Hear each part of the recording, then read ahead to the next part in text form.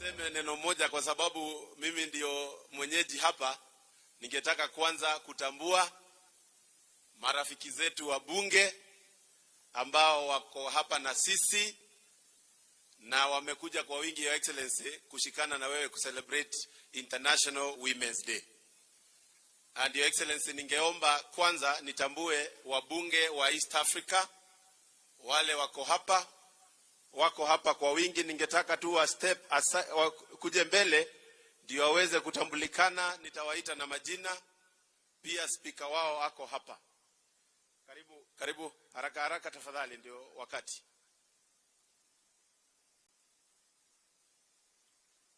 Wa kwanza, Your Excellency, tuko na speaker wa East African Assembly, ametoka Burundi, ako huku kwetu Embu, anaitwa Joseph Ntakirutimana, kama nimepata hiyo jina ukweli. Tuko na Mheshimiwa Falhada kutoka Kenya katika East African Assembly, mpigieni makofi. Tuko na Mheshimiwa Guy Deng kutoka South Sudan, mpigieni makofi tafadhali. Tuko na Mheshimiwa Zipora Kering, mbunge wa East Africa kutoka Kenya, mpigieni makofi. Tuko na Mheshimiwa Gerardine Kaubo kutoka DRC, ako huku kwetu Embu, mpigieni makofi. Tuko na Mheshimiwa Momamo kutoka pia Burundi, ako hapa na sisi, ana represent East Africa. Tuko na Mheshimiwa Dorothy Masirika kutoka pia DRC, mpigieni makofi. Tuko na Mheshimiwa Stella Mnetayaminwa kutoka DRC pia, mpigieni makofi. Tuko na Mheshimiwa Goreth Bigirimania kutoka Burundi, mpigieni makofi. Tuko na Mheshimiwa Sirinda Blacks kutoka kule Uganda, majirani zetu, mpigieni makofi. Alafu tuko na Mheshimiwa Kanini Kega, mbunge wa East Africa, ana represent Kenya kule East African Assembly. Tafadhali mketini. Haya, pia kwa sababu ningetaka kutambua wabunge wale wako hapa kutoka Kenya, bunge la taifa la Kenya. Kwanza ningetaka kutambua, na leo kina mama nitawaintroduce wakiwa wa mwisho. Tuko na Mheshimiwa Faizan Mzambweni constituency, mpigeni makofi. Tuko na Mheshimiwa Gitonga Murugara, neiba yetu hapa Tharaka, mpigeni makofi. Tuko na mbunge mrefu mkubwa wa kutoka huku kwetu Embu, Mheshimiwa Ruku kutoka hapa Mbere South.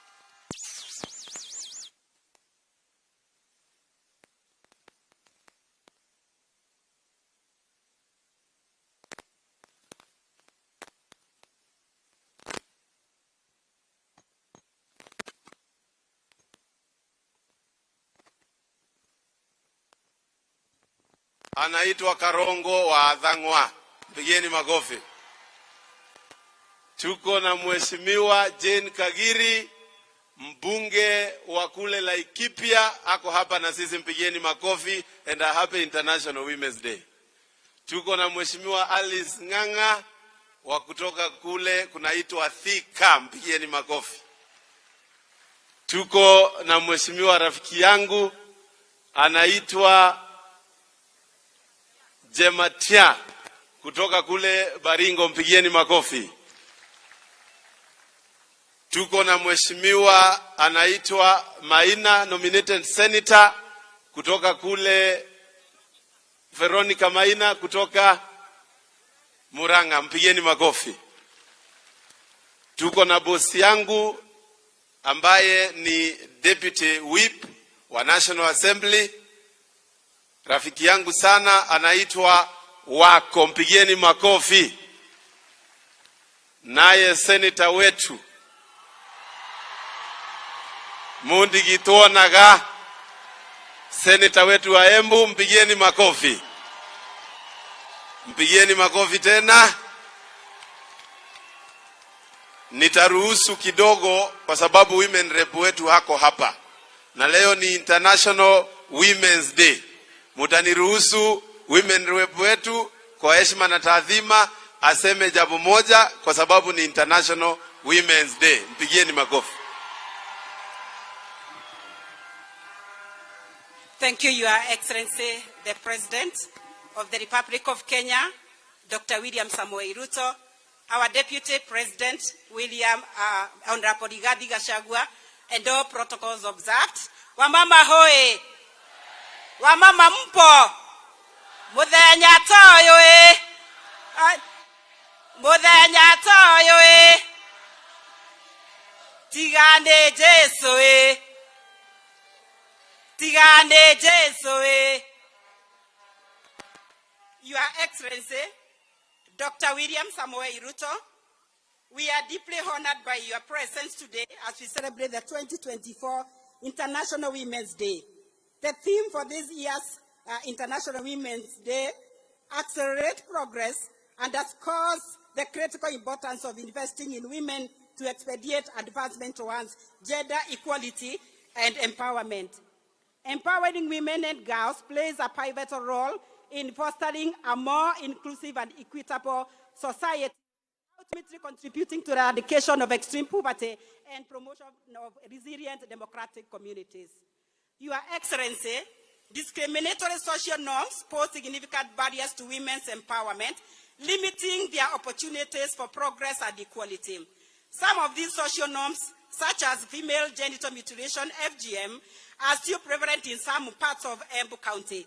As you may be aware, Your Excellency, the FGM practice causes immediate and long-term negative effects, among others, health complications, school dropouts, child pregnancy, and early marriages. With full realization that this impacts our women and girls' future economic empowerment, as a county women representative, we have established a program of restoring hope in these women. Your Excellency, education is vital investment in their future and crucial for the overall progress and empowerment of women in society. Through our Restored Hope program, Your Excellency, we have successfully reintegrated girls and girls who dropped out due to pregnancy back into school.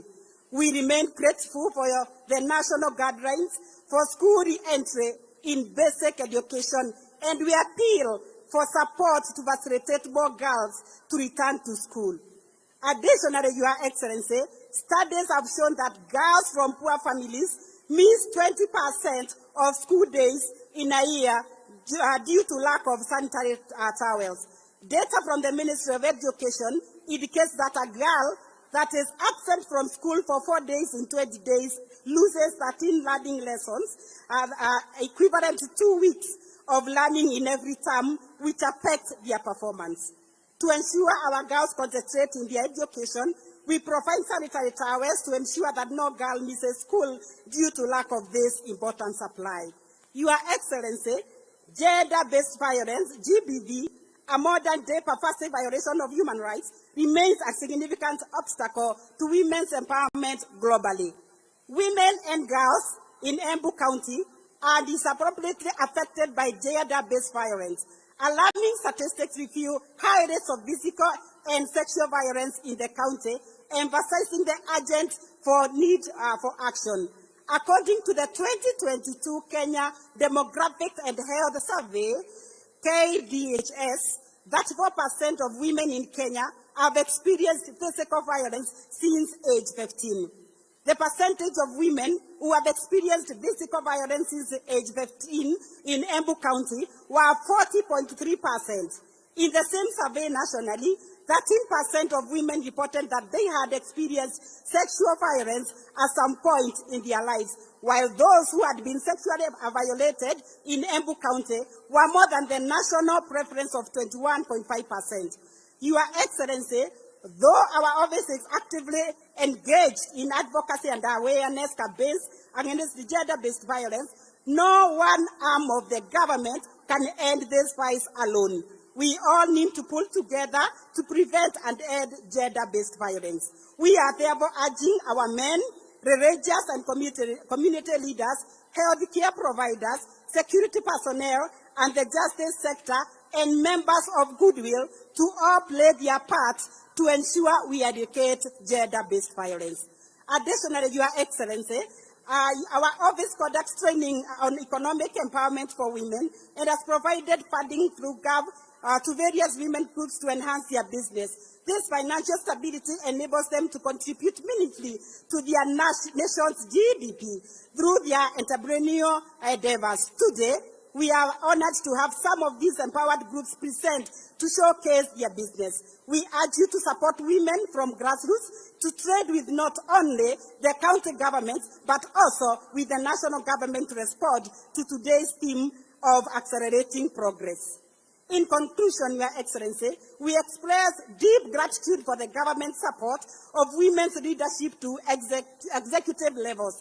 The challenge now lies in leading by example as we mentor others. We urge you, Our Excellency, to be intentional on women's leadership, especially at the grassroots levels, and entrust them to lead in initiatives like Nyumba Kumi and other various positions of administration, for example, and as an assistant chief, head teachers, chiefs, chairpersons of boards of management, just to mention but a few. We believe that such positions will not only propel women to greater heights, but will also help serve as a role model to women and girls in the villages and ultimately accelerate the progress. Your Excellency, as I conclude, I wish to kindly request you to support me establish a gender-based violence center and my Embu governor to kindly provide us with land for the same purpose. Thank you so much, Your Excellency, for believing in us. May God bless you. May God bless Kenya. Happy International Women's Day. This is N Embu Women Representative. Na sasa nikiendelea kuketi, naomba tu niongee na lugha ambayo wamama wetu watasikia kwa sababu wako hapa. Atumia mwekuo gako karokemika president, gako karokemika deputy president, gako karokemika gavana wetu. Asanteni sana, Your Excellency. Nituramenya ofisi yaku ni irarwa na njovi muno iria itaimbetekerie ni watho. Na atumia aria mai guku nio casualties a njovi iria itaimbetekerie ni watho. Atumia aya monaga athuri yao na marere uguo matakumenya kuria marere kana magoka mayatukire. Kwe masukuru thaa ino mataina ciana cia sukuru because ovoro wa ciana nduramenyeka. And so, Your Excellency, niraboya uguo twina nditi nene ya kurwa na dawa cia kurebia na njovi cia ibango twikirire undu ucio uvoro wa kurwa na gender based violence thiini wa Embu County. May God bless you, may God bless Kenya, may God bless Embu County. Thank you. Makofi ya women rep wetu. That was a very elaborate speech, and make sure you hand over that speech to His Excellency ili aende akisoma vizuri. Your Excellency, let me nitambue deputy governor wetu, tafadhali mahali uko simama uonekane na usalimie watu.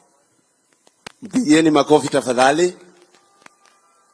And before I hand over the program, Your Excellency, kwanza mimi nataka kukuambia shukrani. Ukiangalia kina mama wote ambao wako kwa serikali yako, they are very happy. Na hata wenyewe wana smile kuliko sisi zote. Ni kumaanisha unawaendelea kuwatunza na unawapeleka vizuri. And Your Excellency, I remember wakati tulikuwa natafuta kura, na you are very specific and keen kuhakikisha kura ya gavana wetu Excellency Cecily Mbarire imechungwa na imekingwa vizuri. Na Your Excellency, nakumbuka you are calling us personally. Wakati kulikuwa na maneno kama haiendi mzuri, sisi tulisimama kidete na wewe, tukakinga kura ya Mwarwa Njage, na nginya ino neturakena nike gavana wetu because of the work we did. And Your Excellency, hata vita physical ili happen ndio hiyo kiti isiende kwa mtu yoyote. And Your Excellency, hiyo ndio kitu umetufunza sisi kama vijana ambao you are mentoring katika uongozi hii ya nchi yetu, ya kwamba tukiweka kina mama mbele, and any community is measured by the progress of the women within that community. And Your Excellency, ile wakati tunafanya maendeleo huku, actually maendeleo nyingi ambayo tumegonga kwa ofisi yako ni maendeleo ya kusaidia kina mama. Your Excellency, Dhambana Ndam ambayo tumekuwa tukisukuma na tukigonga mlango yako, ndiyo itafanya kina mama wa Manyata constituency na wale wa Mbere South waache kubeba mitungi katika mgongo yao, waweze kufungulia tap wakipata maji. Your Excellency, barabara ile nimekusumbua nayo sana. Barabara ya kutoka Ena kwenda Kidhemu, mahali unapenda sana. Mahali inaenda mpaka Ndato alafu ikuje hivi Kivwe, ikuje Kangaru pale. Hiyo barabara Your Excellency zilizonoa inakusumbua nayo sana, ni kwa sababu kina mama wengi sana wanaangushwa kwa barabara wakibebwa na nduthi, na ningetaka kina mama wakienda wanaruka bump wakiendelea kukubariki Your Excellency. Your Excellency, hizi soko tumekuomba na umetupea. Soko hii hapa kubwa ya town, ya mahali inaitwa Mbuvori, ya kule kunaitwa upande ingine ya Karurina na Kidhemo. Your Excellency, hizo soko tumekuomba kwa sababu tunataka kina mama wetu waendelee kukaa mahali mzuri na waendelee kufanya biashara yao vizuri. Your Excellency, nimeambiwa nikuombe ombi moja. Kuna pesa inaitwa Women Enterprise Fund, na hiyo pesa Your Excellency tungetaka uipige boost na uisupport, ndio hawa kina mama wakuwe business women wenye wanajiendeleza kimaisha yao. Nikimaliza Your Excellency, nataka in absentia nitambue kina mama kidogo ambao wameweza kutusaidia sana katika nchi yetu ya Kenya. Kwanza kabisa nataka kuheshimu na nitambue kwa heshima na taadhima your wife Rachel RUTO, Your Excellency. The work she has done for women is in records of history as among the most impactful projects that have been undertaken in this nation. Mwingine Your Excellency nataka kutambua ni Pastor Bishop Dorcas Rigathi Gachagua, Your Excellency. Huyo mama alikuwa hapa tuko, akashikilia vijana wetu ambao saa hii I want to report wengine wako rehab karibu 300 hapa kwetu Manyata kwa maneno ya shida ya pombe. Na Your Excellency, I want to say that it is very noble that duty Dr. Dorcas has taken. Kwa sababu Your Excellency, hapa tulikuwa na kina mama wengi sana wameadhiliwa na pombe. Na saa hizi I visited the rehab ile iko pale Mutunduri, nikapata wanatibiwa na nikashukuru Mungu. Nikasema pahali yupo abarikiwe. Ama nyinyi mnasemaje? Wa mwisho, Your Excellency, nataka kutambua is your daughter, Charlene Ruto. We have hosted her a number of times here. Akifanya kazi ya kushikilia vijana wetu. Na anafanya hiyo kazi not through a budget, not through nothing, but from the devotion of the heart. Pahali yupo, nataka tumshukuru pia kwa sababu ya kushikilia na kujitoa ndio aweze kushikilia nchi yetu ya Kenya. Your Excellency, nikimaliza, najua umetuamrisha kama wabunge, we solve once and for all the 2/3 gender dilemma ile hii nchi yetu iko nayo. Na umekuja na formula ambayo tumeona inafanya, and I want to declare from Embu in Manyata constituency, mimi nitakuwa champion mkubwa wa hiyo maneno yako ya kumalizana na 2/3 gender rule iweze kukua sawa sawa na constitution yetu ianze kufanya kazi. Your Excellency, asante sana, Mungu akubariki. Mimi nitaendelea kukaribisha ukuje huku kwetu tena na tena, na kwa sababu wewe ni mtu ya form ni kujituma, uendelee kubarikiwa. Asante sana, Mungu awabariki. Thank you.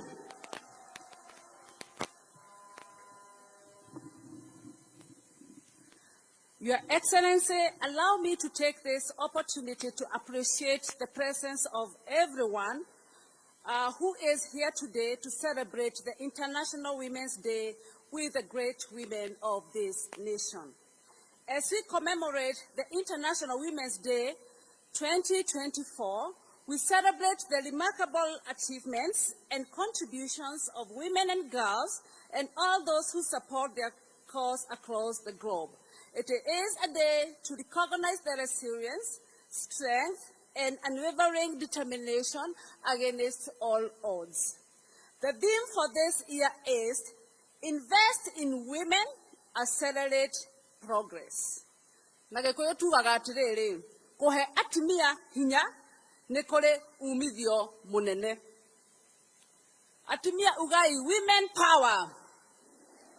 Women power. This is a day when we celebrate the achievements of women in all spheres of society, including politics and decision making.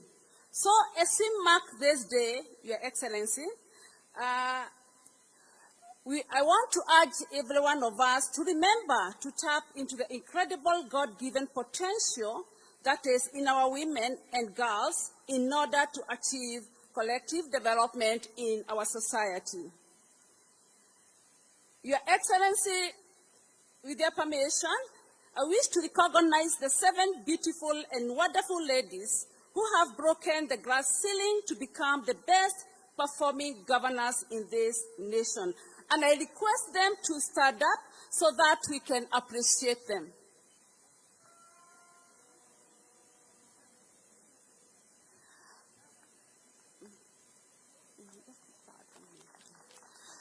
Atimia netugerei governors aito gemi inya cia kairetu. 1, 2, 3. Thank you very much. Asanteni sana. Let me also appreciate our development partners who have continued to support the cause of women and girls in this country over the years. But I also want to give special recognition to our greatest champion of the women agenda, who is none other than His Excellency, the President of this great nation. Gemi idano siaka mwana. Atimia tuekuo. Aya tuaberelie. 1, 2, 3, 4, 5. Your Excellency, this is really to thank you so much for taking the time out of your very busy schedules to celebrate with us the International Women's Day. And with your permission again, allow me to invite Honorable Sophia Abdinol, the Chair, National Council for Children's Services, to come and give her very brief remarks. It's also good to note that she's the first female women MP from the Northeastern region.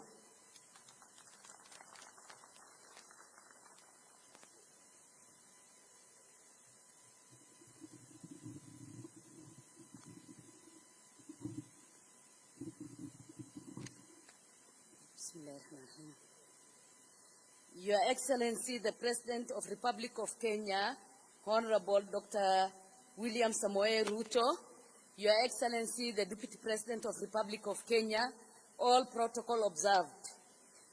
I am very humbled and honored to be here today to celebrate the International Women's Day 2024. This is indeed a special day to recognize the achievement and the contribution of women in our society and to reaffirm our commitment to gender equity and women empowerment. We recognize our G7 women. We recognize our governors women. You have seen what they have done. They have shined, they have shown us what they have done and what a woman can do. Women are the backbone of our nation. They deserve respect, recognition, and support. They are making difference in every sector, Your Excellency. Your Excellency, investing in women to accelerate progress is not only the right thing, but is the smart way of doing business, Your Excellency. Today, as we celebrate success in women empowerment and advancement in Kenya, we must also acknowledge the challenges and barriers they face. We know women still face discrimination, violence, poverty, lack of education, healthcare challenges, clean and safe drinking water, and limited opportunity, Your Excellency. We know we have a long way to go to achieve sustainable development goals and the Agenda 2063 of the African Union, Your Excellency. Your Excellency, we have the power of solidarity, partnership, and collaboration as the women of this nation. Your Excellency, I want to take you back to the constitution-making process, and I want to affirm to this gathering and to the nation that the contribution, Your Excellency, you made in guiding the process, in supporting women agenda, in supporting the vulnerable and the minorities and persons with disability is something that I'm confirming because I was seated when you were contributing to the matters of women, Your Excellency, our President. Your Excellency, our President, the 47 women seats that we have today is courtesy of your contribution, Your Excellency. And we must say thank you so much for that. Your Excellency, we acknowledge and appreciate the renewed commitment of implementation of two-thirds gender principle. Indeed, Your Excellency, it is the first time in the history of Kenya that a president has taken a bold step in this matter by identifying the two-thirds as an outstanding constitutional matter that when you went further in proposing a formula that the multi-sectoral working group on two-thirds gender principle have considered, have written the report, completed, Your Excellency, and we handed over our report to our appointing authority, CS Asha Juma, Your Excellency. Your Excellency, thank you so much. You have had the women, you have taken the women by your hand, you have worked with them, and now we know you are concluding the two-thirds gender principle. Thank you so much. God bless you. God bless Kenya. Wamama hai. Aya tusalamia raisi na tukue na furaha. Asanteni sana.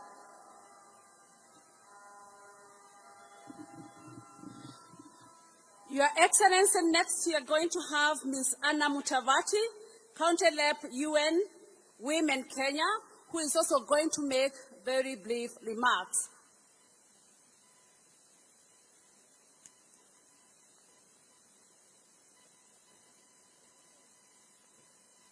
Let us clap for her as she approaches the podium, please.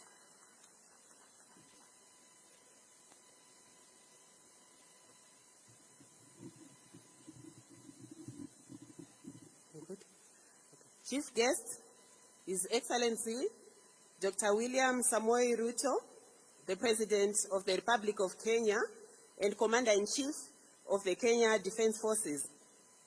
His Excellency Deputy President of the Republic of Kenya, Honorable Rigathi Gachagua. Our host today, Her Excellency Governor Cecily Mbarire, Governor of Embu County. Distinguished guests, all protocols observed. Good morning and happy International Women's Day. I bring greetings from the UN family, United Nations family in Kenya. I also bring apologies from our UN resident coordinator, who unfortunately could not make it to join us today. My name, as introduced, is Anna Mutavati. I am the country representative of UN Women to Kenya. I am joined here by members of the United Nations family in Kenya. And we are also honored to be hosting the Deputy Executive Director of the United Nations Population Fund, who is visiting Kenya from New York. Let me begin by thanking you, Your Excellency, for your presence today as we commemorate this year's International Women's Day. Your participation is proof of your personal commitment and your dedication and the dedication of your government to honor women while advancing gender equality. Distinguished guests and excellencies today we are joining the rest of the world in commemorating the International Women's Day under the theme, Invest in Women, Accelerate Progress.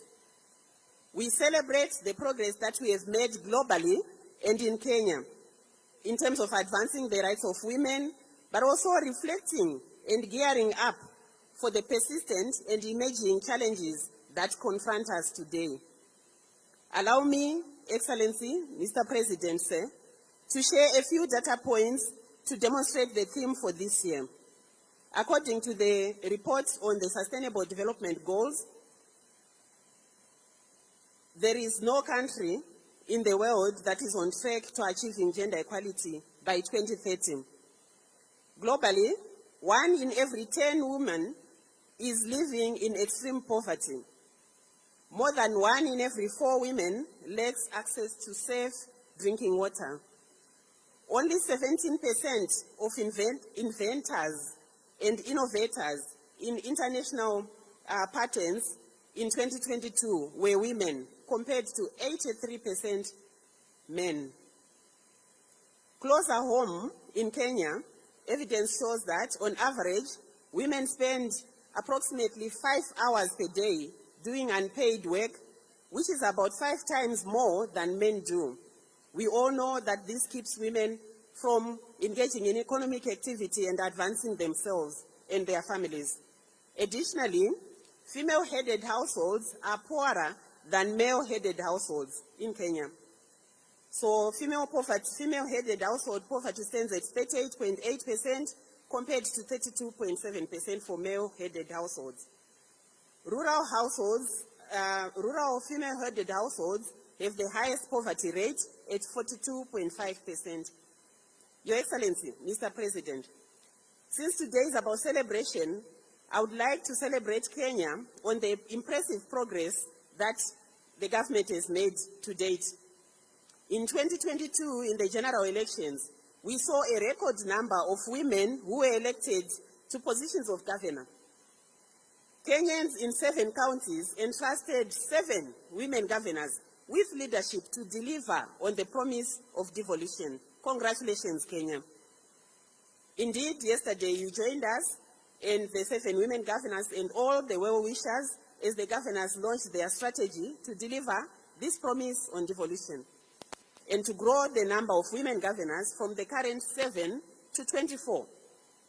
Secondly, we celebrate your personal commitment, His Excellency, by driving the not more than 2/3 gender rule to its finality. This will be historical, Your Excellency, and a legacy for women and girls. Thirdly, we celebrate Kenya's efforts towards the adoption of the policy on care work, joining Ivory Coast, the only other country that has this policy on the African continent. Fourthly, we commend your government's leadership on generation equality aimed at ending all forms of violence against women. And even as we celebrate, we are also aware of the rising cases of femicide that have continued to dog this country. As I end, Excellency, let me make a few recommendations. One, the need to invest in education and skill development programs that empower girls and women to study science, technology, engineering, and mathematics. Secondly, to expedite the passing of and adoption of the care policy, which will free up women and increase the investments that will reduce the burden of unpaid care work on women. Thirdly, Excellency, is to call for increased resources towards your commitments on gender-based violence, including the rising issues of teenage pregnancy. And lastly, let us also give the best present ever to the people of Kenya by finally adopting that law that has been elusive on the 2/3 gender rule. As the UN in Kenya, we commit to work step by step with you and your government during this very tremendous journey towards gender equality. I thank you.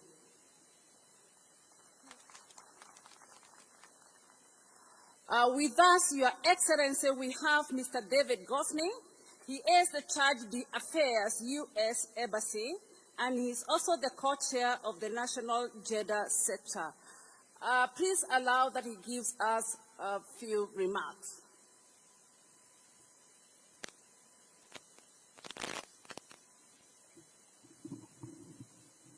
Great. Thank you so much. Your Excellency, President William RUTO, please allow me to write on all the protocols already observed today. We have so many amazing distinguished guests with us here today. But it's extremely important. I want to recognize the tireless advocates for gender equality. And to all of Kenya's women and girls, good morning to you all. I'm really honored to be here with you today as we celebrate the remarkable achievements of women across Kenya. But importantly, to reaffirm the commitment of all the development partners to partnering with you all to create a Kenya where every woman and girl has the opportunity to reach their full potential. Today, I'm wearing many hats today. First, I'm serving as the Chief of Mission for the United States Embassy in the absence of our Ambassador Meg Whitman, who sends you all her greetings and regards. Normally, I serve as the Mission Director for USAID here in Kenya. But today, most importantly, I think, I serve as the co-chair for the Gender Working Group, along with the amazing CS of the Gender Honorable CS Jumwa. During my time here, I have had the privilege to work with her and witness firsthand what happens when we invest in power in women. Over my 20-year career, I've served in many, many countries around the world. I've seen many women in women's programs, and I can tell you with assurance what I think you already know. The Kenyan women are indeed a powerful force in many regards.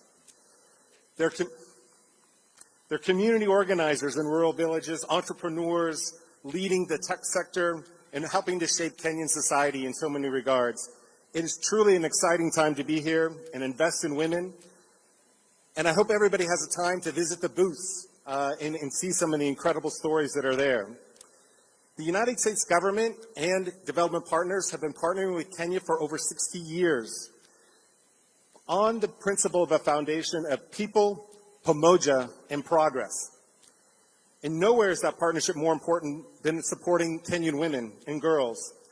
You see, we know when we invest in women, it has a ripple effect. It goes well beyond the individual women. Here in Embu County, we have the perfect example with Governor Sicily, along with the G7 governors, and please give them another round of applause. I had the privilege to witness the launch of the G7 strategy and partner with many of them on some important work. But the same goes for every woman and girl. As I said, I'm an economist by background, and I've been working in development now for well over 20 years. And we work very hard to figure out what works. What are the most impactful ways we can foster development in a country? And it's hard. It's very hard to find something that consistently works over and over again. But there's one thing that stands out. There's one consistency. There's one thing that we know, that investing in women works. When you invest in women, you not just invest in that individual. We know what happens when a woman has income. What do? They invest in their family. They invest in education. They invest in food. But it goes well beyond their family. They invest in businesses, farming, small businesses, large businesses, entrepreneurs. They become community leaders, and they become governors of counties. That's why we're committed to continuing that investment as we go forward. But we know challenges exist. For example, we know that here in Kenya, unfortunately, I just found this out yesterday, I actually didn't know this, that Kenya has actually the second highest child pregnancy rate in the world. And we know that has some impacts that are very significant. First, we know that if a girl finishes education, they're 50% less likely to engage in child education. But it goes beyond that. If a child and a woman just has 1 year of education, statistics show that they earn 25% more income. They become members, active members of the economy going forward. That's why it's so important to invest in women, in their education and in their job creation. And yet here in Kenya, there's still 1.5 million women that are unemployed and underemployed. If you do the mathematics on that, that's 270 billion Kenyan shillings a year that could be in the Kenyan economy, driving economic growth, driving prosperity for so many families going forward. And that's why it's also important to invest in women leadership who can lead well beyond economic growth. Our shared values are why donors are continue to foster programs, partner with the Kenyan government, partner with financial institutions, provide mentoring opportunities. For example, we've partnered with over 60,000 women and girls for 10 to 19 years across the country with mentors, and that's generating some truly amazing results. I want to give one example, and then I'll conclude. Just recently, the first ever award for the world's best nurse was given out. And you know who won that? A Kenyan. A Kenyan nurse won that. And you know what that person is doing right now? They're working in Marsabit to address the Rift Valley fever there. They're going back to their communities and fostering real development in there. That's why we're going to continue to work together with you all. We'll continue to work together with the government to foster new policies, new innovations, development programs, hand in hand with you all, and support you all to be the leaders, the entrepreneurs, the champions in the future, who knows governors, and who knows beyond. Thank you very much.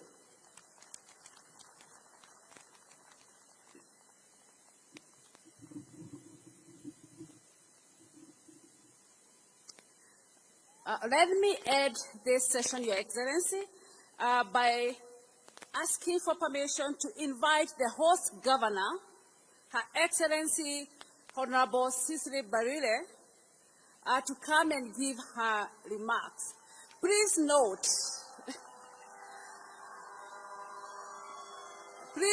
that she is the chair of the ruling party, UDA. Governor Toyo,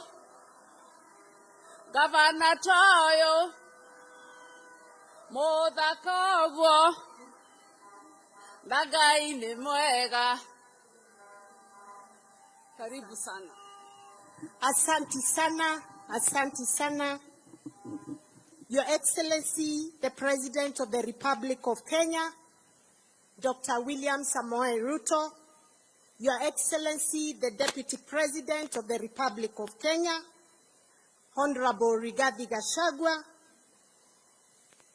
our CS for Gender, Honorable Aisha Jumwa, all other CSs here present, my colleagues, the governors from the 7 female-led counties, our Deputy Governor, Honorable Kenywa Mugo, the members of the National Assembly here present, led by our own members of the National Assembly from Embu County, our women rep, Honorable Daboen, our Senator, Kavamo Digituonaga,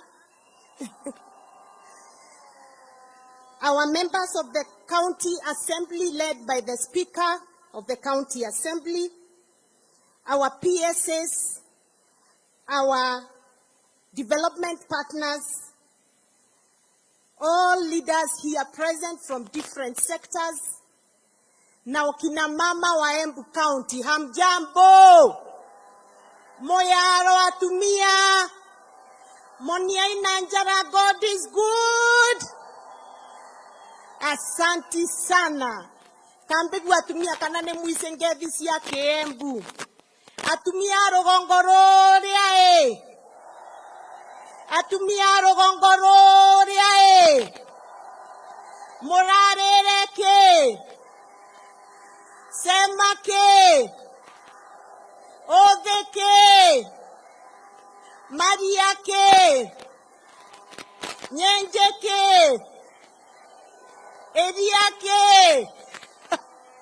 Giakwa nikiathirira paungedia irenge, Bwana asifiwe. Asanti sana, nimeshukuru sana. Your Excellency, the President of the Republic of Kenya, welcome back to Embu County. Tukiwa na wewe tunafurahi sana, sana, sana. Pigeni makofi kina mama. Ni mwake na Mwenama tavurai karuvike ganangemi. Asanti sana. Your Excellency, tunafurahi kuwa na wewe siku ya leo kwa sababu ukiwa hapa uko nyumbani. Wewe unajua vizuri sana vile tulikushikilia kama Embu County, na waliokuwa mstari ya kwanza kukushikilia ilikuwa kina mama wa Embu County. Ukienda kwa ripoti yako ya zile kura ulipata Embu County ambazo zilikuwa 95%, hapo utakuta at least 60% zilikuwa za hawa kina mama. And therefore we are very happy to welcome you to Embu County, the land of opportunity. Your Excellency, let me begin by really thanking you in a very big way kwa sababu tangu tuingie, tangu tuchaguliwe, umenishika mkono, Your Excellency. Kama governor wa Embu County, kama mama, mimi nataka kukuambia from the bottom of my heart, thank you very much, Your Excellency. Umenishikilia, Your Excellency, na ukakubali hata kuleta madaraka last year ikakuja hapa Embu County. Na kutoka hapo milango ikafunguka. Tukaketi na wewe na ukakubali kutujengea stadium hii ambao tuko siku ya leo. Mungu akubariki, Your Excellency. Ukakubali kutujengea soko ya Embu ambayo ilikuwa imekwama kidogo. Nilikuja kukuona wiki 2 iliyopita. I want to report to you, ulikuamusha hiyo soko and it was advertised 2-3 days ago katika gazeti ndio tuanze tendering process. Pigeni makofi. Your Excellency, out of your hard work, Your Excellency, we are also seeing roads going on in Embu County. Unatujengea mabarabara ambazo zilikuwa zimekwama na tunakuomba zimalizike, na zile zingine ambazo tumekupatia kama viongozi wa Embu kwa sababu tumeketi na wewe na tukakupatia list ya barabara zetu zote. Tafadhali, Your Excellency, na kuomba nikinyenyekea zaidi, katika Jubilee government hatutukupata barabara za kutosha kama Embu County. We only got 70 kilometers of road as Embu County for the 10 years. Tunakuomba hii road, hii serikali ya Kenya Kwanza, hii serikali ya mahasla, hii serikali wewe umesimamia, hii serikali ambayo ruling party ni UDA na chairman ni mimi, tafadhali unitoe tu aibu, nipatie 300 kilometers of road and we'll be very happy, Your Excellency.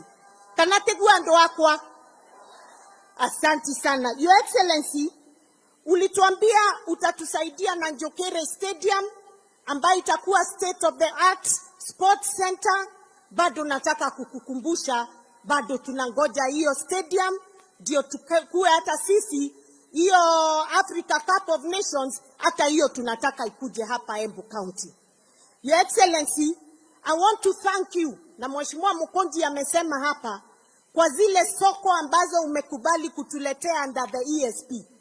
Your Excellency, I want to report to you, katika hizo markets, ambayo moja ni hiyo ya Mbuvore, Kangaru, Kanywambor, Isiara, Karurumo, Ogwere, na Makutano kule Mwea, bili tayari ziko advertised na zimepatianwa tender. On Monday, mimi na Mheshimiwa Mukonji MP Manyata tutakuwa tunafanya ground breaking ya hiyo soko kule Mbuvore saa 10 on Monday. Pia Your Excellency, on Tuesday tutakuwa kule Runyenjes, Karurumo, tukifanya ground breaking ya hiyo soko ya Karurumo na Mheshimiwa Karemba. Mimi nataka kukushukuru na nikuambie tunataka hiyo kazi ianze, na hizo soko zingine 5 pia ianze, ndio ukuje ufungue kama zimeisha. And I want to thank you because you have given the women of Kenya dignity. Mama mboga umemkumbuka na unamjengea soko ya maana, ambapo hata kuna nasari ya kuweka mtoto wakati yako kazi. Unasema utaki mama ashindwe na kufanya kazi yake ya soko kwa sababu ako na mtoto mdogo. Thank you, because tutakuwa na nasari hapo. Sisi wenyewe county tutaweka mwalimu hapo. Tutahakikisha there is a caretaker, angalie mtoto, mama auze mboga, apate pesa ya kupelekea familia yake. Asante very much, Your Excellency. Your Excellency, I want to thank you for another very good program, that of community health promoters. Your Excellency, Embu County tuko na 1,563 community health promoters ambao wamekuwa trained and they are doing a beautiful job. Asante kwa sababu umekubali tulipe nusu county, nusu national government, and we are sure with that we'll be able to provide proper health care for our people. Your Excellency, tumeshaanza ile county aggregation and industrial park kule Mashanga, na tunajenga hiyo ndio tuangalie value addition ya chakula zetu ama wa cash crops katika Embu County. Your Excellency, will be focusing on macadamia, avocado, coffee, tea, cotton, dengu, and the leather value chain, Your Excellency, ambazo tumekubaliana, and honey, Your Excellency. Your Excellency, tukombali, we are at about 30% in terms of building of the type, and we are asking that when you come back to Embu, tutakupeleka huko uone ile kazi tunafanya, and we have already started engaging the national government to prepare for private investors. And I'm happy to report to you, we have some investors willing to invest in macadamia, we have some investors willing to invest in the coffee value chain, and we are requesting you to kindly continue supporting us. Your Excellency, kwa sababu leo ni siku ya kina mama, allow me nitumie hii nafasi to celebrate the rural Kenyan woman. Mama wa mashinani katika county. Kina mama hai. Your Excellency, bila mama hakuwezi kuwa na familia. Bila mama hakuwezi kuwa na community. Allow me nikwambie ile kazi yao wa mama wanafanya hapa Embu County. And I believe the same is the case across all the counties. Hapa mama wa Embu anaamuka saa 11 ya asubuhi. Kanate guo. Wanaamuka saa 11 asubuhi.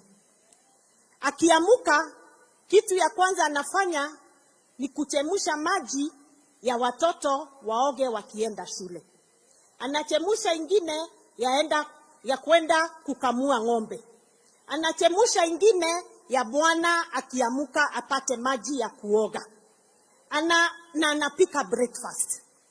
Anaenda anakamua ng'ombe, anarudi, anaweka githeri kwa jiko, ndio kukue na lunch ya hiyo siku.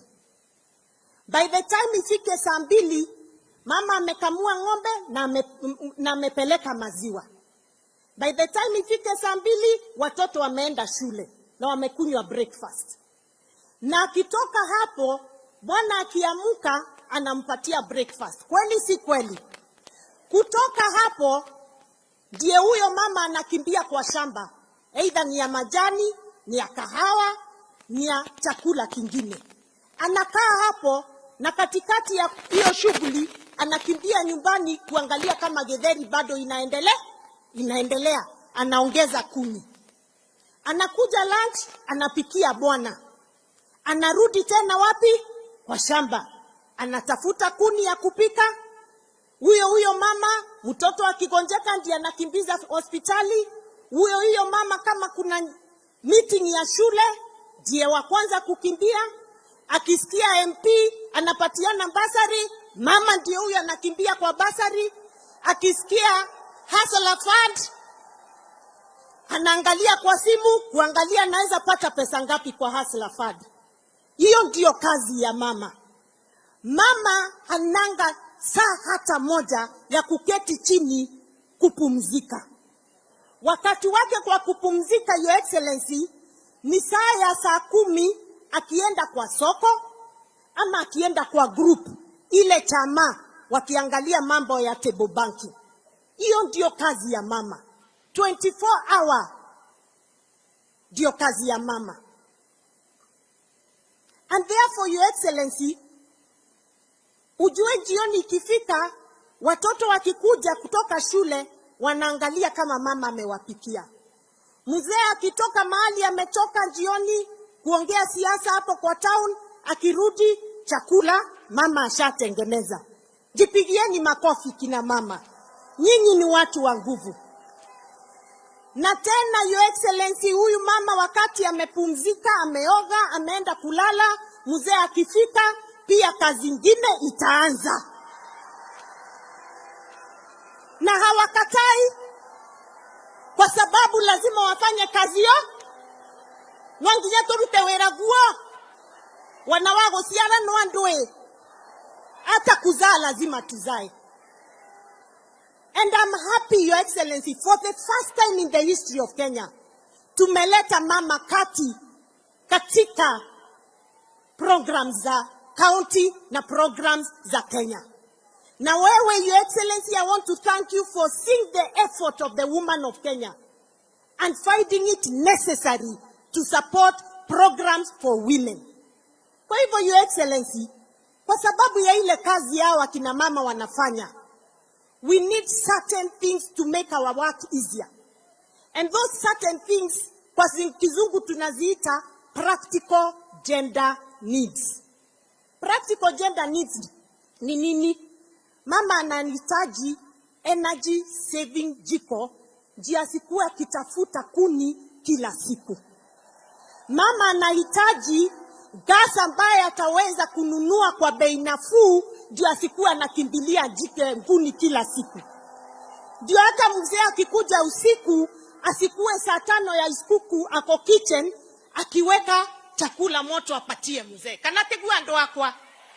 Mama anahitaji maji ifike kwake kwa mboma, ndio asitumie masaa mingi akienda kutafuta maji kwa mto. Those are called practical gender needs. Mama anahitaji hospitali ambayo itaweza kumsaidia akitaka kuzaa aende azae bila shida. And that's why I want to support that, Your Excellency, Linda Mama program tafadhali iendelee. Tafadhali Linda Mama iendelee. Na hiyo na sisi tunaendelea kujenga mahospitali kuhakikisha kuna dawa. Ndio hao wa mama sisi tuko tayari hata kukuzaa. Tuite mtoto mmoja hapa Embu County, William Samoei Ruto, ukuje ujisalimie. Finally, Your Excellency, these women, hawa mama ambao ni wamama wa nguvu, wanahitaji chapa. Pesa mfukoni. Pesa nini? Pesa nini? Pesa mfukoni. Katika hiyo pesa mfukoni, Your Excellency, kahawa yetu, majani yetu, maziwa yetu, makademia yetu, avocado yetu, ngena yetu, green grams, ngena, mera yetu, mowoka. Tunahitaji pesa mzuri kuliko ile tunalipwa. I want to thank you because ulituma your deputy president Rigiji afuatilie hiyo mambo ya kahawa, ya majani, ya maziwa. Na tumeona amejikakamua kabisa. Na tukapata cherry advance fund ndio tuweze kulipa wakulima waweze kupata pesa. Lakini tunaomba sisi tunataka kahawa yetu at least tuwe tunapata $1 per kilo for coffee. We want a minimum of 55 shillings per kilo for our milk. We want a minimum of 100 shillings per kilo of macadamia. We want a minimum of 150 shillings for our ndengo. Ndio hawa mama waweze kuishi poa. Kanategua ndo akwa. Uangwane na mwarereria. Motivorere ikarinda karoveke gakene. Asante sana. Your Excellency, I want to thank, nataka kushukuru hawa mama kwa vile mumenishikilia. Nataka kuwashukuru kwa sababu bila nyinyi singekuwa hapa. Na mimi nguvu yangu ni nyinyi. Dumo tikandekia tumia. Nyitererai takana kenyu. Sawa sawa. Na nataka kuambia tutafanya kazi pamoja. Na niwaambie kwamba His Excellency amekubali Mheshimiwa Aisha Jumwa, yule minister wetu wa kina mama, mama wa nguvu, mama shupavu. Akamwambia akutane na mimi next week. Tupange vile tutaleta pesa mashinani ya kina mama. Mumefurahi? So Mheshimiwa Aisha Jumwa, my sister, I'll be waiting for that appointment. We want to bring money to the women, ndio waweze kufanya biashara, waweze kuinua familia zao, waweze kuendeleza maisha yao. Your Excellency, let me finish by saying this. The strength of a county is in the unity of that county. Bila unity, county haiwezi enda mbele. For 10 years, Embu tulikuwa na msukosuko mingi, and we lost big time in development. I want to appreciate the support and the unity that is in Embu County amongst all the leaders. I want to appreciate the NCAs of Embu County, wapigieni makofi, kwa sababu wamenishikilia nikiwaambia saidieni hapa, wanatusaidia. Thank you very much, Excellency, honorable members, for the support you continue to give me as a woman leader. Your Excellency, please hold my hand. Na usichoke. Hata ukiniona kila siku usichoke. Tafadhali ukiona simu yangu, chukua tu, ujue tu nataka kuongea mambo ya Embu. And I thank you because unafanya hivyo. And Your Excellency, nilikwambia ukubali nishike hiyo koti yako. Na sitaachilia. Ndio hawa watu wangu wasaidike. Na ile pesa uko nayo pale Nairobi, nikikuja kuitafuta, niambie Mwarwanjage chukua, enda fanya kazi. Karinda chukua, enda fanya kazi. Na hao watu watafurahi. Mtafurahi. Asante sana, nimeshukuru sana. Mungu awabariki. Kina mama hai. Mwasoka mesie mukethia thuri. Na mumere ni tumendete muno. Na mukethie ciana cienyu cia nthaka. But mumere na mera atiriri. Your Excellency, allow me to go to Kiembu na ongea mambo ya pombe. Turaugire atiriri. Tuena nginya na deputy president Gachagua na president mwenyewe. Jovinu anginye dire maturare. Na sisi Embu County tumeamua kwamba zile baa zote ziko kwa vijijini tutafunga zote. Na nyinyi wa mama, nataka kuwashukuru wale mnanipigianga simu kunitumia message. Kama kuna baa hapo kwa kijiji yako, nitumie message, tutakuja tuifunge. We must get our mind back to productive work. Hatutakubali pombe haramu Embu County tena.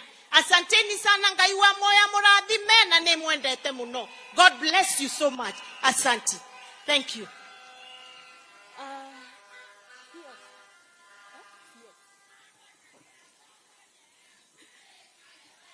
Asante. Yes. Asante sana kwa hiyo. Asante sana. Nimeshukuru. Sasa kina mama, tuko na kiongozi wetu wa mama, mama shupavu. Tunamuita shangazi wa Kenya. Anaitwa Aisha Waziri. Please come, speak, and then you call the chair of the Council of Governors, Governor Anne Waiguru. And please, while you are here, Waziri, kindly introduce the CSAs and PSAs who are here with us today. Asante sana. Huyu mama anafanya kazi ama hafanyi kazi? Ebu onyesheni kwa mikono hivi. Asante sana. Karibu sana. Asante sana. Asante sana Mheshimiwa Cecil Mbarire,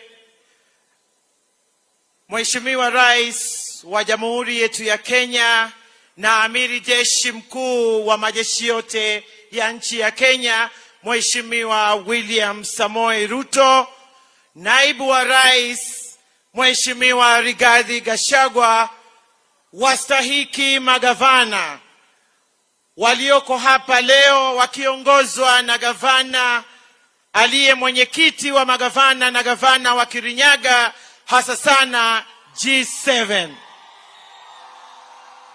Waheshimiwa wabunge wa taifa na wabunge wa kaunti, waheshimiwa mawaziri wenzangu na makatibu wakuu walioko hapa leo, wafanyikazi wote wa serikali, itifaki zote nikizizingatia, kina mama wa taifa letu la Kenya, kina mama hoye! Kina mama hoye! Mheshimiwa Rais, kabla sijazungumza mimi, niruhusu nikiombe radhi ili niwasimamishe makatibu wakuu walioko hapa kati yetu hivi leo.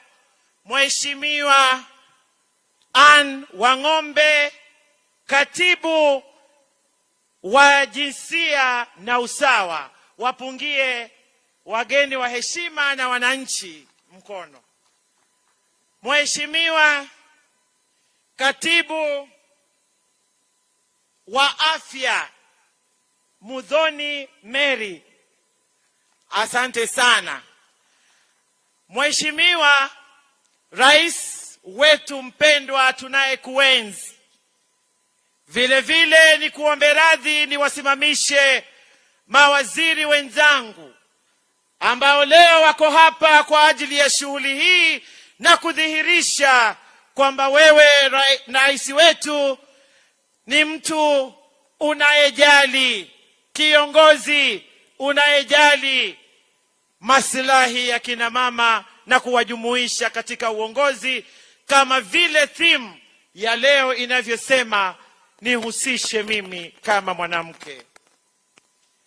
Nataka kuanza na mkuje mbele tafadhali.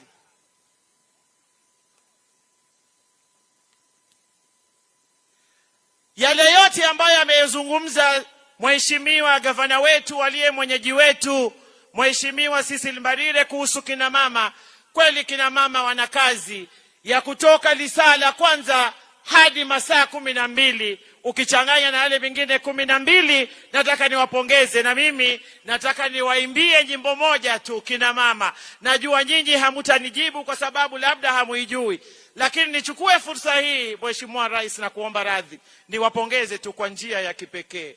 Shangwe, shangwe na vigelegele, tumpongeze mama, hakuna aliye kama mama. Hongera mama, hongera.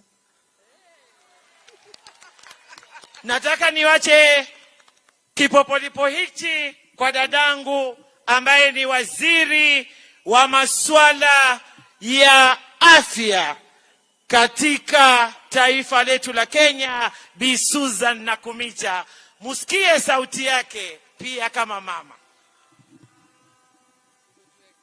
Asante sana Kwanza mimi nataka kushukuru Mheshimiwa Rais kwa kunipa fursa kama mama kufanya kazi ya afya. Kina mama wa Embu oye! Mpo? Mimi niko na swali. Mtoto akiwa mgonjwa, nani umpeleka hospitali? Mama. Sawa kabisa. Mzee akiwa mgonjwa, nani umpeleka hospitali? Si mama. Na je, mama akiwa mgonjwa, nani anampeleka hospitali? Si ni mama mwenyewe? Asanteni sana kina mama. Hilo ni thibitisho rais ya kwamba hao wa mama ndiyo madaktari wa ukweli. Na rais, ningependa kuwaeleza wa mama wa Embu. Gavana ameuliza ya kwamba linda mama iendelee. Na nataka kusema hivi. Linda mama ilikuwa inakulipia wewe wakati wewe ni mjamzito na ukishajifungua kwa mwezi mmoja tu. Sasa hii wakati mwingine mote nani anakulinda? Si unahitaji pia afya. Sasa ile sheria tumeleta mpya, bima ya afya mpya, hailindi mama peke yake, inalinda mama, inalinda mwanafunzi wa shule, inalinda mzee wa nyumba na inalinda jamii yote. Na rais amekuwa mzuri sana kwetu. Amesema wamama msichoke na mambo ya afya. Ile bima ambayo mlikuwa mnalipa shilingi 500, sasa ameshukisha ni shilingi 300. Na rais tena amekuwa mzuri sana. Amesema wale watu ambao wanaketi kwa red carpet walipe 2.75%, ishughulikie afya yenu nyinyi wote. Na rais pia amekuwa mzuri sana, ametupatia fund ambayo ukipatikana uko na diabetes, uko na hypertension, wewe ni kuenda tu na serikali inakushughulikia. Na mimi kama mama wa afya number 1 nitahakikisha hiyo pesa yote inatumika vizuri na nyinyi wote mnapata bima ya afya. Asanteni sana na Mungu akawabariki. Asante sana waziri wa afya. Sasa nimlete waziri wa wafanyikazi na hiyo nyingine Kiswahili sasa inaitwa nini? Jinsia ya kijamii. Mheshimiwa Florence Bore. Asante sana rais. Wanao Embu hamjambo? Asante sana. Niko hapa nataka kushukuru rais na makamu wake kwa ile nafasi ambayo wamenipatia kwa wizara ya labor na social protection. Hapo ndio ninashughulikia na kutafuta kazi ya watoto wetu kule ng'ambo, na pia ninashughulikia zile pesa ambazo ni za inua jamii ambao tunawapatia wale ambao wajiwezi kwa society. Kwa hivyo nataka kuwapongeza nyinyi wote kwa kukuja siku ya leo na kuwatakia Happy Women's Day. Sasa nataka nimlete waziri wa biashara na viwanda, waziri Rebecca Miano. Asante sana waziri. Kwangu siku ya leo ni siku ya kusherehekea vile rais wetu ametuonyesha heshima kama wamama wa nchi hii. Na mimi kama waziri wa biashara, kazi yangu rais amenieleza, lazima nitafutie soko mazao ya wakulima, nitafutie wananchi biashara, na ndio maana mnaona tunajenga County Aggregation and Industrial Park, tuko na Export Promotion Zones na miradi mingi kabisa. Na kwa wakina mama na wakaribisha kabisa katika wizara yetu, tuko na mpango unaitwa Wekeza Dada, ambao uko na fedha za kushikilia wamama wale wanataka kuwekeza na kuimarisha biashara zao. Na leo ni siku ya kuambia rais hadharani, sisi kwa ile nafasi umetupatia, tutajitolea, tutafanya bidii maradufu ili tuweze kuhakikisha ya kwamba ile ndoto yako, that vision that you carry, we will fulfill. Asanteni sana na Mungu awabariki. Sasa nataka nimlete waziri wa mazingira, misitu, ukabilianaji wa tabia nchi na mali asili. Asante sana, Your Excellency, Rais wa nchi yetu ya Kenya na viongozi wote. Kina mama wa Embu County, hamjambo? Bwana Yesu asifiwe. Mimi nataka kuwashukuru kwanza. Wakati wa kampeni mimi nilikuja hapa na mkatupatia karinda. Ninawashukuru sana na ninawaomba mumshikilie mpaka mwisho. Jambo la pili, Mheshimiwa Rais, mimi nataka kukushukuru. Wamama wa Embu, mimi ni mama mdogo kutoka jamii ya Kimasai kule Narok. Na wakati huu ambao tunaongea maneno ya 2/3 gender rule, na tumeona rais uko mstari wa mbele kuhakikisha jambo hili litatimika. Siku ya leo mimi nikiwa waziri wa kwanza kutoka jamii ya kifugaji kule Narok, kutoka kijiji kidogo, kwa sababu ya uongozi wako rais, yule mama wa hapa Embu, hata ambaye anatoka kwa kile kijiji kidogo, atapata tumaini leo ya kwamba yule msichana wake mdogo anamfunza kwa jasho ya kuuza mogoka ama kitu kingine kile wanalima hapa Embu, anaweza kupata nafasi ya uongozi katika nchi hii. Na tunakushukuru rais, na tunataka kuambia kina mama wa nchi ya Kenya ya kwamba tuko na tumaini ya kuwa kwa nafasi ya uongozi, kwa sababu rais wetu na Mheshimiwa Aisha hapa, wabunge wetu wamesema watatusaidia katika 2/3 iweze kutimika. Si tunaona tumaini kina mama? Bwana Yesu awabariki. Asanteni sana. Asante sana Mheshimiwa Soipan. Kina mama mupo? Kina mama mupo? Mimi nataka nichukue nafasi hii nimshukuru sana Mheshimiwa Rais pamoja na naibu wake, hasa sana katika siku hii ya leo ambayo ni siku ya kuwaenzi na kuwasherehekea kina mama duniani. Wametuonesha mfano mzuri sana. Labda nyinyi hamujaona, lakini sisi ambao tumekaa katika jukwaa hili, nataka niwape habari kamili kwamba waliowakalia nyuma yao hivi leo sio wale wamevaa masuti. Leo walioko nyuma, walinzi walinda usalama, ni kina mama pale nyuma. Kwa hivyo nataka tuwapigie makofi, shangwe na vigelegele. Pia kina mama kazi hiyo twaiweza, na mkitupa nafasi kama walivyopewa, wanadhihirisha kwamba leo rais yusalama na naibu wake yusalama mikononi kwa kina mama. Your Excellency, as the women of Kenya, we are deeply honored by your presence today as our chief guest of this year's International Women's Day.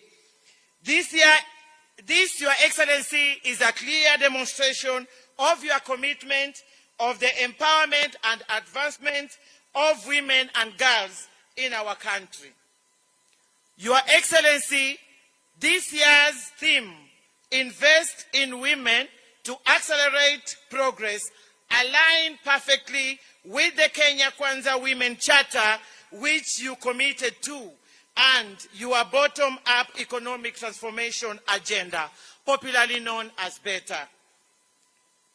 Your Excellency, as the Cabinet Secretary for Gender, Culture, the Arts and Heritage, Yesterday, at the launch of the G7 strategy, I promised to share some of our progress that the ministry have made through your support, Your Excellency. And one is the development and validation of the National Care Policy 2024.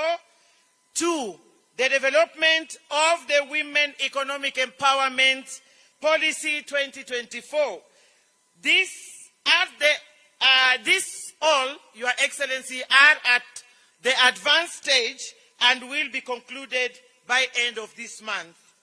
Your Excellency, this will be a great milestone in Kenya as being the first ever women economic empowerment policy aimed to reducing household poverty, increasing economic growth, productivity, and efficiency for women.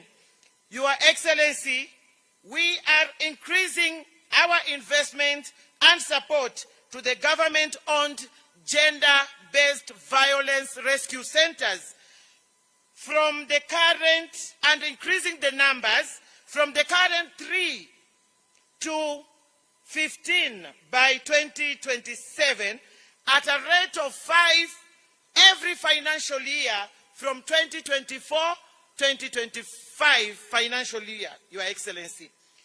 Your Excellency, we have seen an unfortunate increase of femicide in Kenya.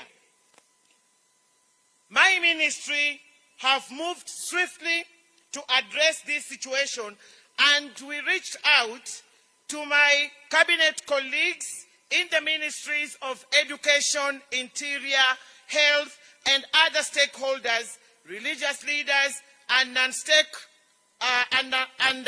non-state actors to conclusively address these challenges, Your Excellency. And in the same breath, we are reviewing the gender-based violence policy to reflect our realities, Your Excellency. Additionally, Your Excellency, on the implementation of the 2/3 gender principle, which you have led from the front, I am excited that we are making a very good progress, and I want to appreciate your demonstrated political goodwill in making this a reality. Finally, Your Excellency, I want to thank you, Your Excellency, for your support and your contribution towards this noble event today here in Embu. To our development partners, led by the UN Women Representative, Ms. Ann Mutavati, thank you so very much for your unwavering support. Kina mama, mengi raisi atayazungumza, nina imani ya kwamba kikapu chake kimejaa kwa mazuri, lakini yote 9, 10 ni kwamba sisi kama kina mama, Mheshimiwa Rais, katika taifa letu la Kenya, tulikushikilia, tutakushikilia na tutaendelea kukushikilia, kwa sababu hatujapata kipenzi cha roho zetu kama kina mama sisi katika taifa letu la Kenya, anayetuenzi kama unavyotuenzi Mheshimiwa Rais. Jana ulitumia masaa mengi sana kuja kuwapongeza na kuwapa nguvu dada zetu magavana, na katika historia tangu katiba hii ya Kenya izinduliwe mwaka wa 2022 tumepata magavana 7, Your Excellency, na 4 kati yao wametoka katika chama tawala ambacho wewe mwenyewe ndiyo kiongozi, na haingewezekana bila juhudi zako.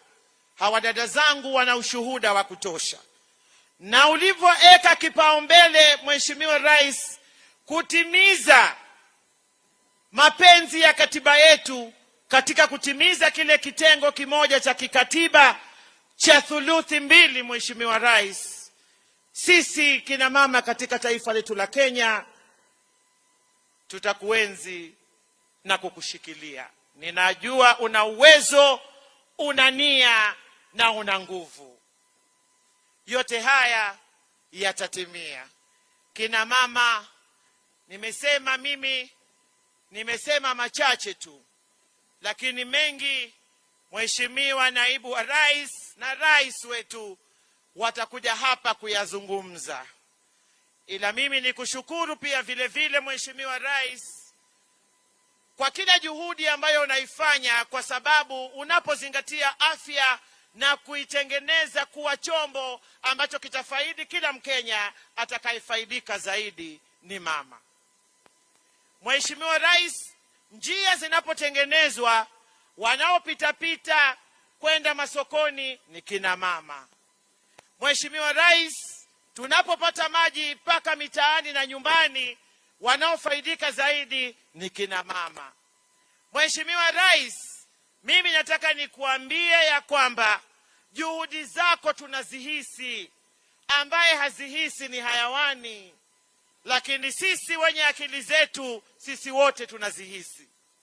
Kwa hivyo mimi nataka nikushukuru, na kama waziri wako wa jinsia na usawa, Mheshimiwa Rais, tutazidi kukusaidia na kuhakikisha ya kwamba kina mama kama unavyosema ndio wapigaji kura, ndio wengi, ukazidi kuendeleza kazi hii.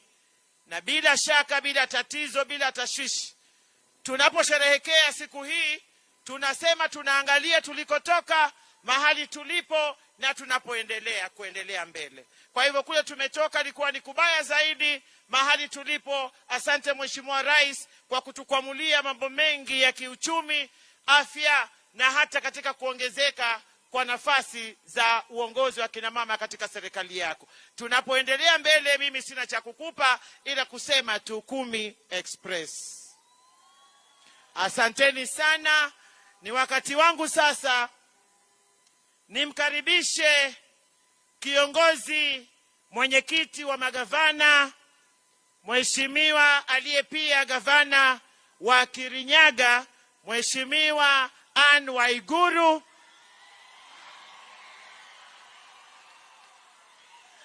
Na pia vile vile amevaa kofia nyingine ya kiongozi wa G7. Asante sana Mheshimiwa Anne Waiguru.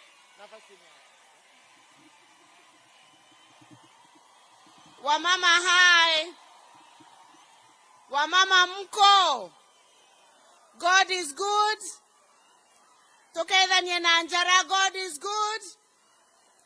And all the time. Your Excellency, the President of the Republic of Kenya, Daktari William Samoei Ruto, Your Excellency, the Deputy President of the Republic of Kenya, Your Excellency Rigathi Gachagua, Waziri wa Gender Dadangu Aisha Jumwa, the Governor of Embu County, Governor Cecily Mbarire, sometimes we call her Cecilia, my fellow colleague governors, leaders who are present, members of parliament, members of Senate, county assemblies, all protocols observed. Before I say one word, Your Excellency, ningependa kwa heshima niombe niwatambue magavana wenzangu, na ningependa kuwaomba waje hapa mbele ili tujitambulishe. Kina dada magavana ni 7 tu. There are only 7. We call ourselves the G7. Tafadhali wakaribisheni kwa shangwe na vigelegele.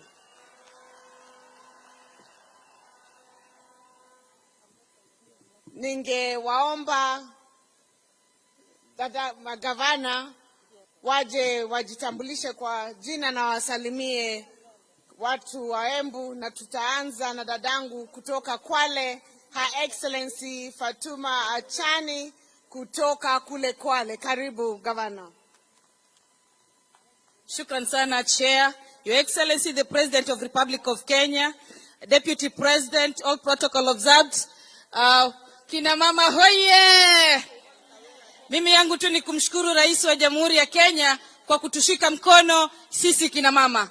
Na pia nikiwa mama gavana, nikiwa mwanamke, kwa niaba ya Wakenya, kina mama wa Kenya wote, na pia kwa niaba ya kina mama ndani ya chama cha UDA, Mheshimiwa Rais, tunakushukuru sana kwa kumpatia chair wetu Madam Ses Mbarire kuwa chair wa UDA. Asante sana watu wa Embu, muendelee kushikilia. Cecil Mbarire anafanya kazi nzuri. Shukran sana.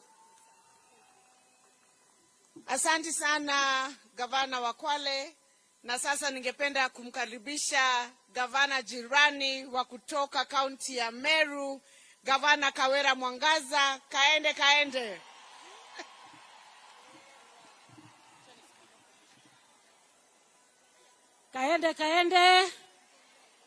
Kabati. Kaende. Kabati. Mheshimiwa Rais, napenda kukupongeza sana na kukushukuru pamoja na naibu wako na viongozi wote. Mugeni kaere. Mimi kutoka Meru na waletea salamu za kutoka kule kwa kina mama wa Meru, na speed yetu ya Meru kama mnavyosikia ni 1000 kilometers per hour, ambayo ni ya kukanyanga mwisho kabisa. Kabati, kaende. Na ile inatusaidia sana ni ile pesa ambayo rais ametupatia kama kina mama. Ametupatia pesa nyingi kutoka national government, na tunaweza kupeleka maendeleo yetu mbele vizuri.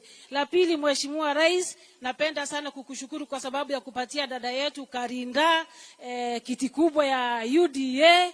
Mungu akubariki sana. Kama kina mama tunasema tuko pamoja na wewe, tutaendelea kukushikilia. Na sasa kwa sababu mimi ni jirani wa Karinda hapa, ninaomba ombi moja, Mheshimiwa Rais.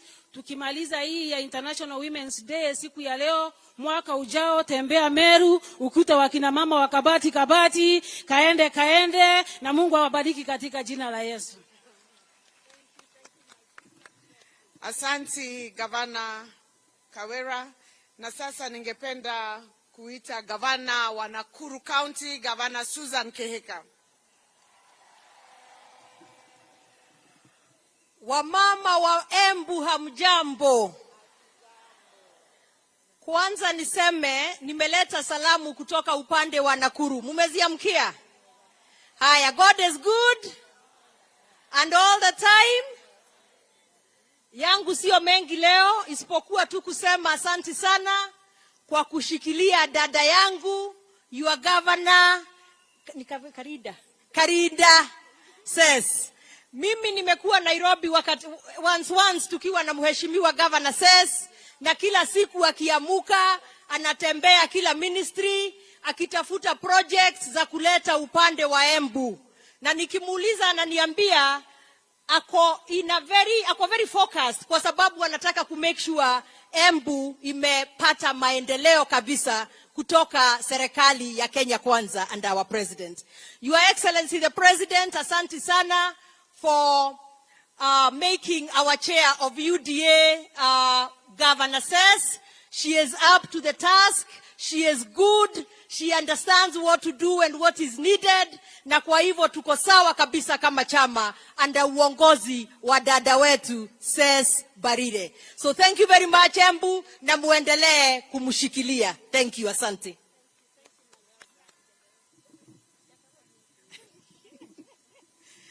Thank you, Governor Susan. And now I'd like to invite another neighbor for Embu, Governor of Machakos, Her Excellency Wavinya Ndeti. Ando maitu maembu mwaseo. Mwaseo inge. Mwa ini museo. Na mavinda onde. Na kwau. Teatanu.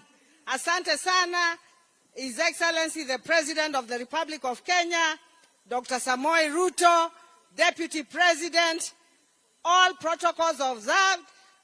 Sisi tuko hapa leo tusherekee siku ya kina mama. Na tukisherekea siku ya kina mama leo, ningependa kuchukua hii nafasi nimshukuru Mheshimiwa Rais. Jana ulituhakikishia ya kwamba the 2/3 gender rule itaimplementiwa. That is one thing we want to thank you for. Hii kitu tumepigana nayo miaka mingi kama kina mama, tuweze kupata nafasi, but now going to the level ya kuimplement hiyo, sisi tumeshukuru sana. Watu wetu wa Embu, mimi nataka kuwashukuru sana kwa kumchagua dada yetu Cecil Mbarire. Yeye ni jirani yangu hapa. Na huyu mama anajua shida za kina mama. Mumesikia ameongea vile mama anafanya kutoka asubuhi mpaka asubuhi lengine. Yeye ni mama anawaelewa. Na ninawaambia muendelee na kumshika mkono na atawafanyia kazi. Na sisi kama kina mama tumeamua kufanya kazi. Empowerment ya mama ni kitu ya muhimu sana. Lazima tuangalie kuempower kina mama katika siasa, kuempower kina mama katika biashara, kuempower kina mama katika masomo. Na tukifanya hayo yote, Kenya yetu itakuwa mzuri. Kwa hivyo, mimi sina mengi ya kusema. Ndugu zangu, Mwenyezi Mungu awabariki na let us continue being good neighbors. Asanteni sana, Mwenyezi Mungu awabariki.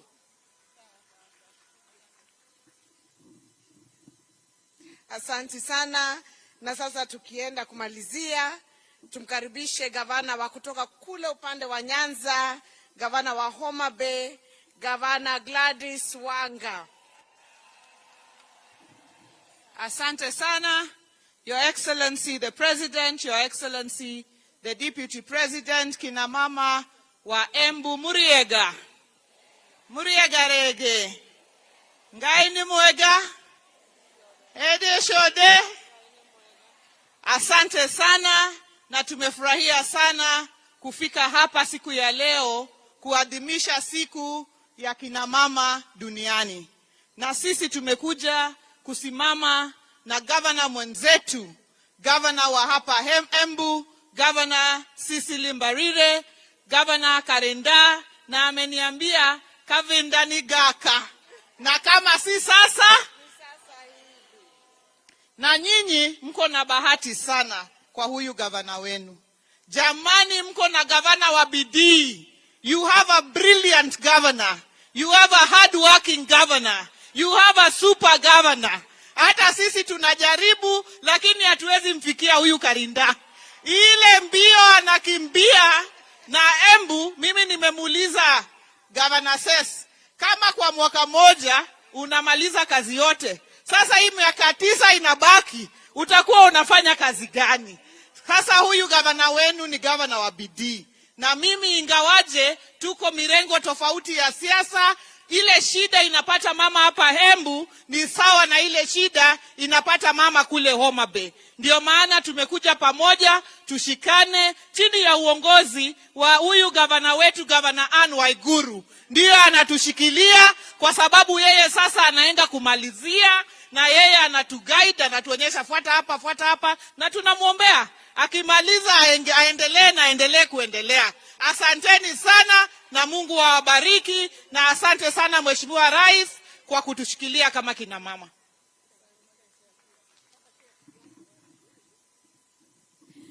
Asante sana, Excellency Governors.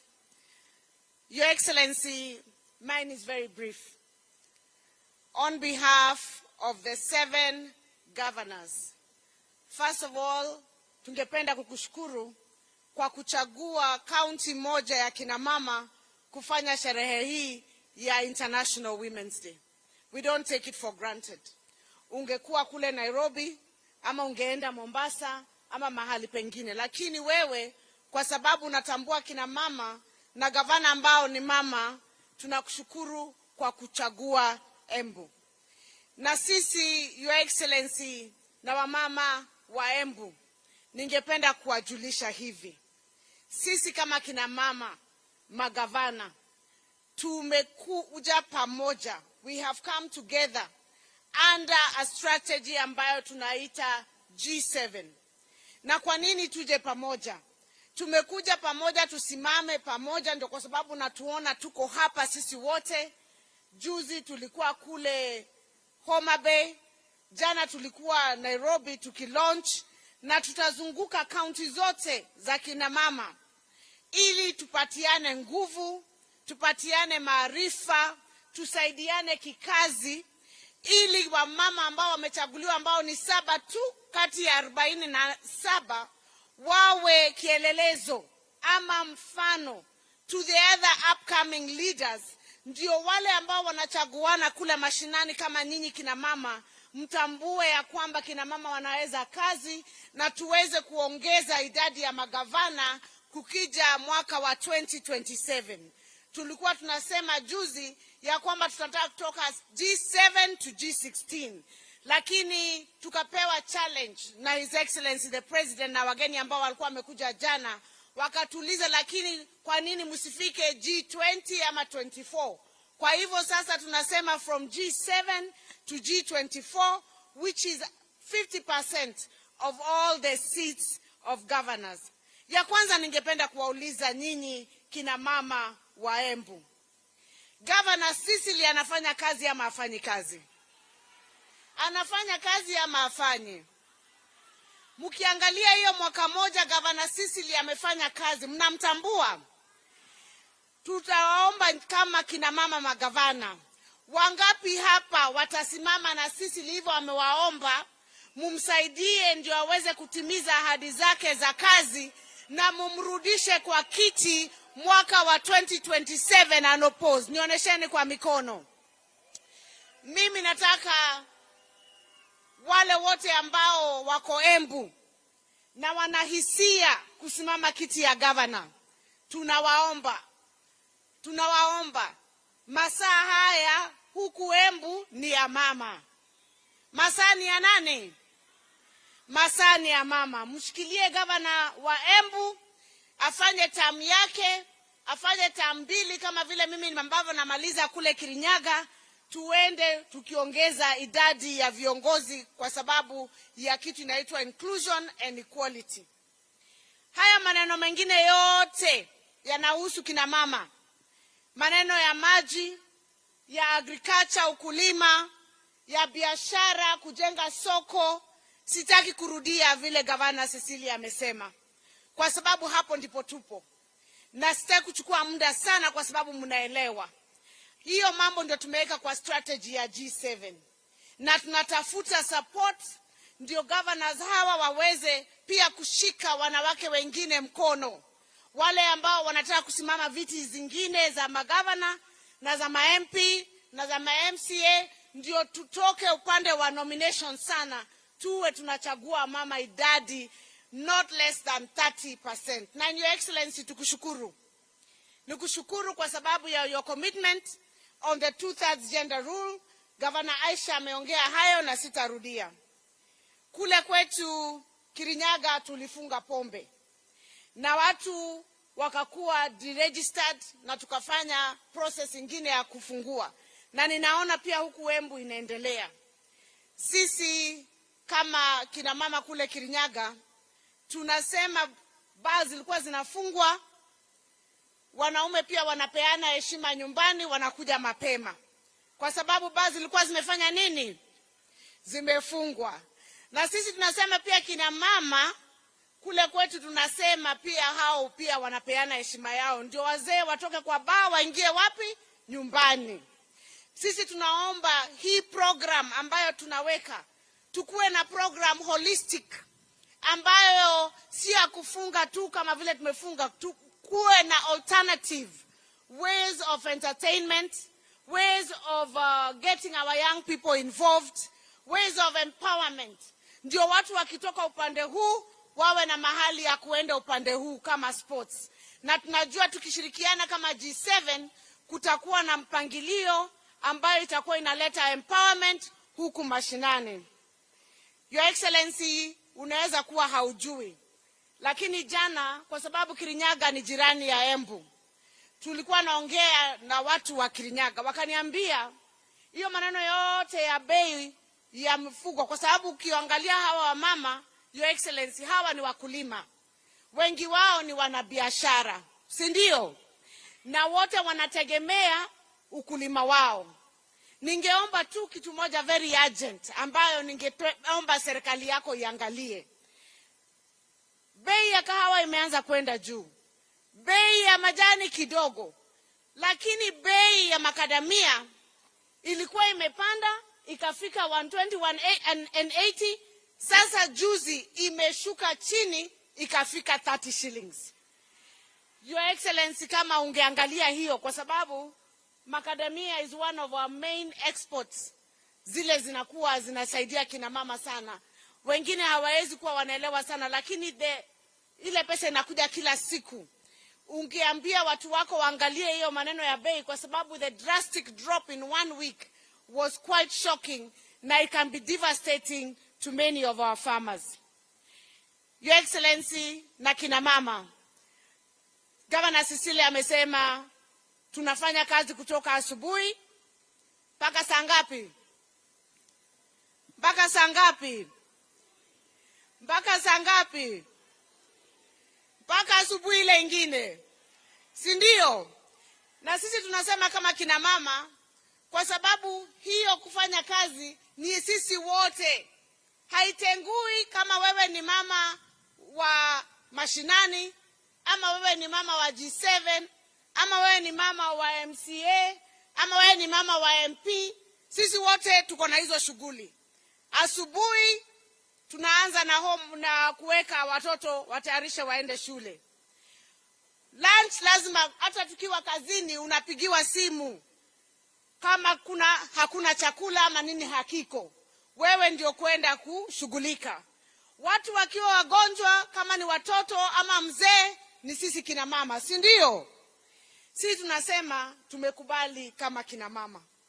Tumekubali kazi kazi ya saa 2 kazi ya saa 7 kazi ya saa 10 kazi ya saa 2 ya usiku ni nini?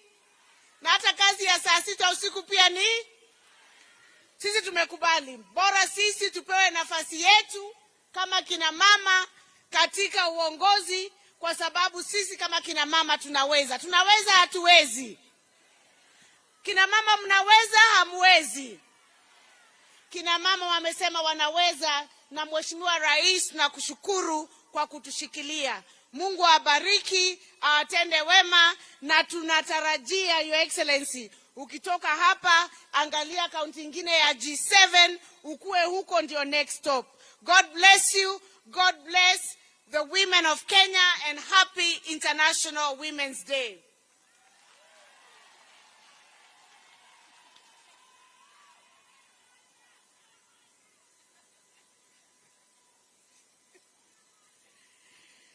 Na sasa kwa heshima, na naomba msamaha, kwa heshima kuu ningependa kuomba kumkaribisha naibu wa rais aje atuongeleshe, His Excellency Rigathi Gachagua aka Rigi G. Karibu naibu wa rais.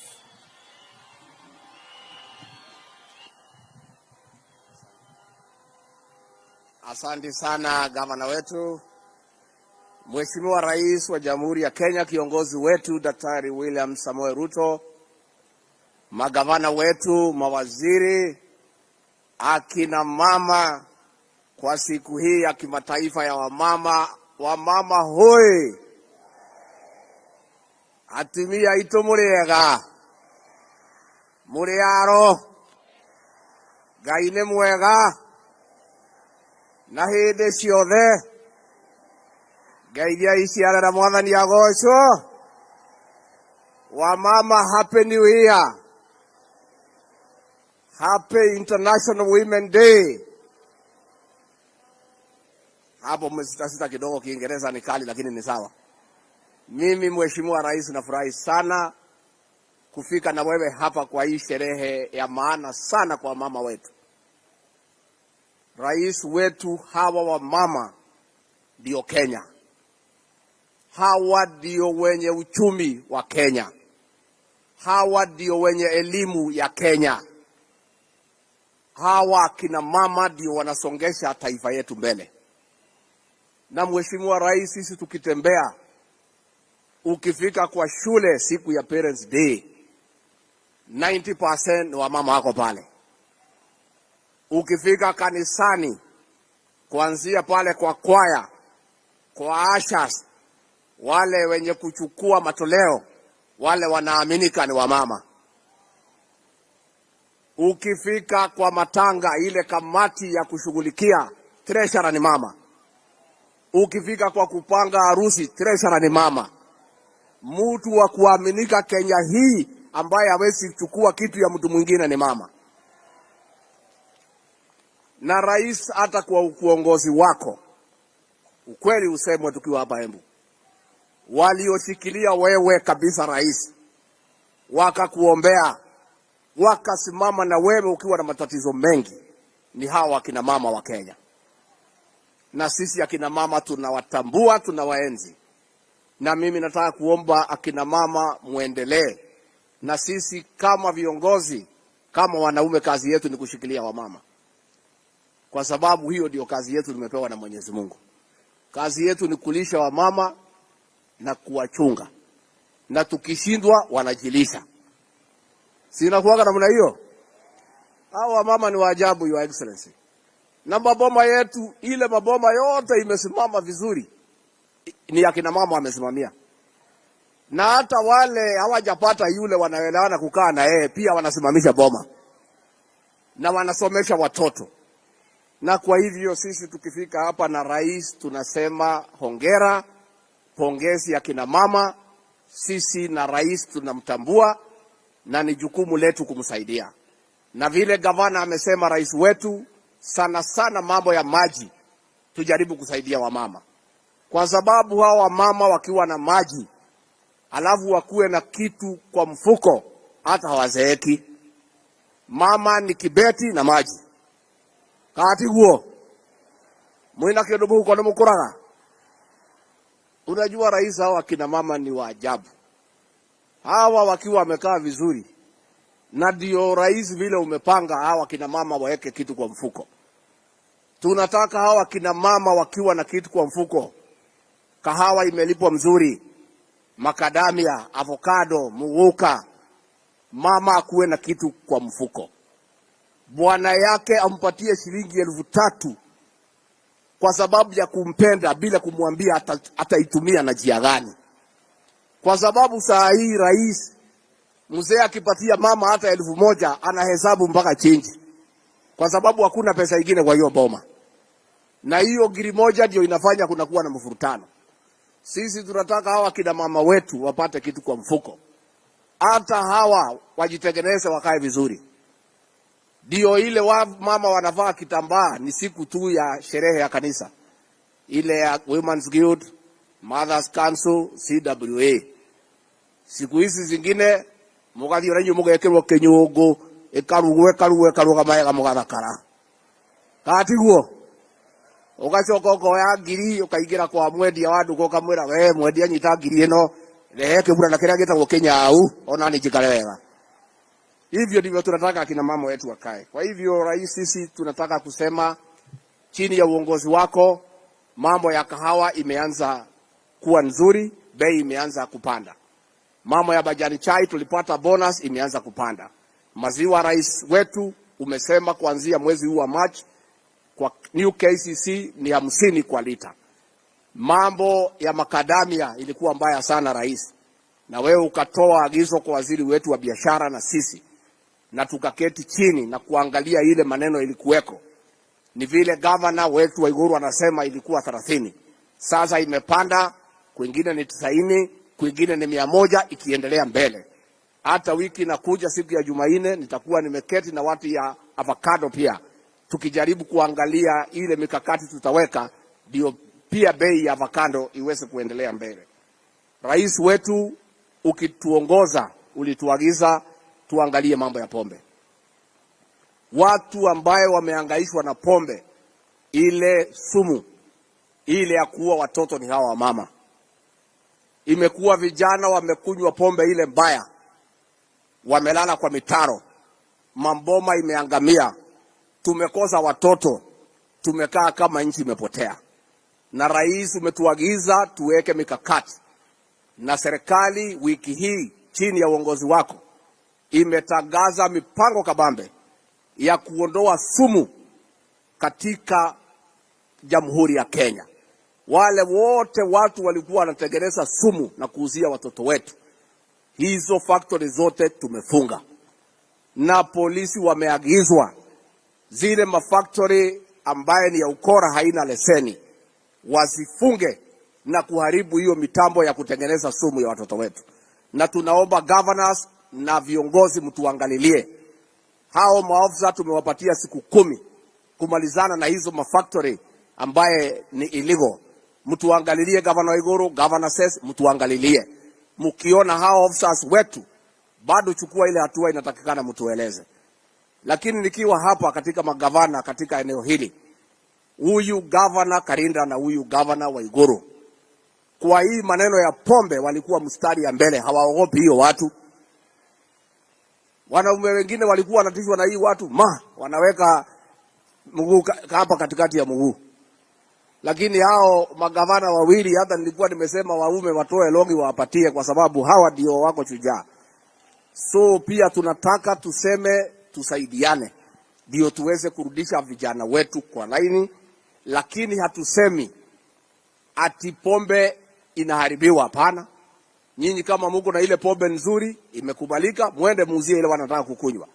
Lakini ile sumu hiyo hatuwezi kubali haribu watoto wetu. Kama mko atatuetekelie. Kwa hivyo rais, mimi nikimalizia kutoka hapo niseme watu wa Embu, rais na mimi hatutachoka kusema asante. Adwa Embu mwegoko neinywe nie na muthurio tutikanoga ni kuga thengio ni mwatuikire wega ma na twari uhoro wa ma tutiari handu hega tani ndari handu haceke muno ithe mutio hera ndari mugituhoera Ngai, mugituhe kura, mugitutua thamaki, mugituhe kanya ga gutongoria, tutikanoga ni gucokia ngatho. Andu a Embu, handu hakwa na muthamaki uyu witu William Ruto, kuma ngoro yakwa thiini, amukirai ngatho ciakwa. Pia niseme asante kwa huyu Karinda na hao viongozi wote mlitupatia kwa UDA. Mulitafuta viongozi ambaye wanaelewa kazi ambayo walipewa. Na huyu Karinda, Your Excellency, mimi nimpongeze. Kabla akuwe gavana hapa, watu wa Mbere na watu wa Embu hawakuwa wanajisikia wameshirikishwa kwa serikali. Na huyu Karinda ameenda Mbere, ameteua watu ya Mbere, amewaleta kwa serikali. Saa hii wa Embu na wa Mbere wanajisikia wako ndani ya serikali. Mimi nataka governor nikuambie well done. Hata vile umeongoza hii county, viongozi wote wanaongea sauti moja. Finally, mimi niseme katika hii serikali ya William Ruto, mtetezi wa wamama number 1 ni Rais William Samoei Ruto. Na hii maneno ya 2/3 gender rule, mwenye ambaye atatimiza na atahakikisha imefanyika ni huyu kiongozi wetu. Aliketi chini kwa meza yake, akachukua kalamu na karatasi, akaandika maoni yake vile anafikiria inaweza fanyika, akatuma kwa bunge. Na ndio unaona serikali yake mawaziri ni 10. Na hao mawaziri wote ambaye ni wamama wanafanya kazi kwa njia nzuri sana. Na kwa hivyo wakina mama watapewa nafasi kwa uongozi. Na vile rais ulisema jana ni kweli, tumeongea na tutaendelea kuongea vile hawa wakina mama huko mbele watashirikishwa katika serikali kuu wakiwa na nyadhifa ambaye iko na uzito. Kwa sababu hawa wakina mama wamejionyesha ya kwamba wako na umaarufu na wanaweza kupewa nafasi ya kuongoza. Sio tumekubaliana?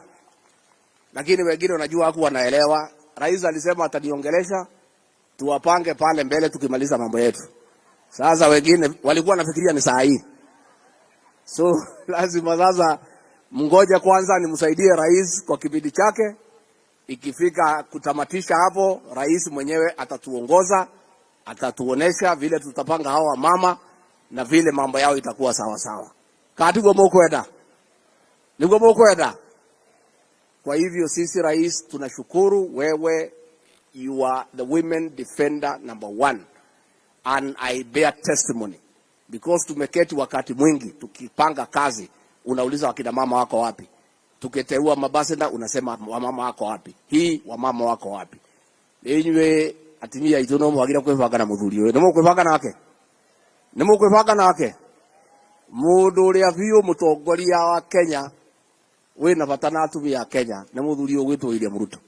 Koguo tuikare hakuhi nake twebange nake hau, na hata akina mama viongozi mkae tu hapo karibu na rais, mjipange hapo karibu vile amesema. Anaona nyinyi, ana study, anaona vile mnaendelea, mkae tu hapo karibu na rais, mkae hapo karibu na mimi, pange mambo yenu iko mbele, itakuwa sawa. Nemo kwenda tu amukire muthamaki mwi tayari gemine cigana ciaka hi rwa mbere rwa keri rwa gatatu rwa kana rwa gatano na madaru makofi. Karibu kiongozi wetu, useme na akina mama na uongeleshe taifa la Jamhuri la Kenya.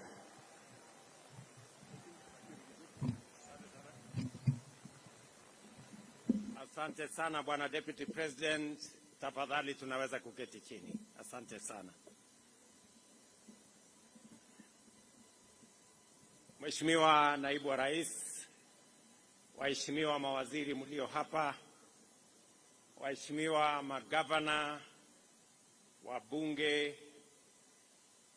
wa bunge la kitaifa na bunge la kaunti, ndugu wananchi wa Embu, hamjambo.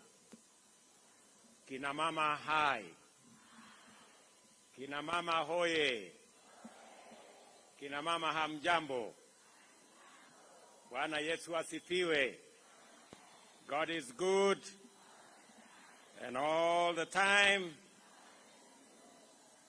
Asanteni sana. It is a great honor for me to participate in this critical event, the commemoration of the International Women's Day. Is a dedicated opportunity for us as a nation to reflect on the progress we have made in promoting greater inclusion of women in order to realize gender equality and create the necessary conditions for inclusive prosperity and also national development.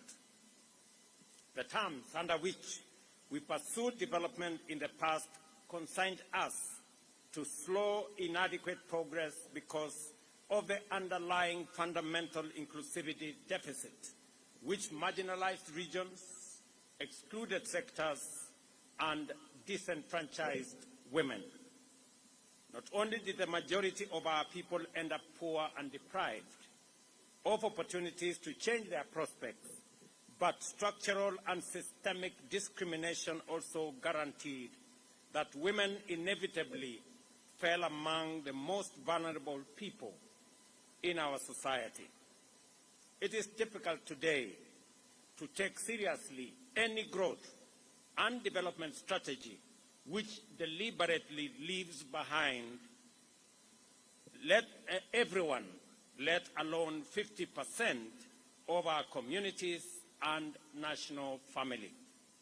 Yet we realize with clarity that historically this is what happened with all development initiatives which did not proceed on the basis of inclusivity and equality. Unemployment in general denied women the opportunity to participate in production, and through archaic institutions which denied women equality, women who worked hard were deprived of the fruits of their contribution and labor.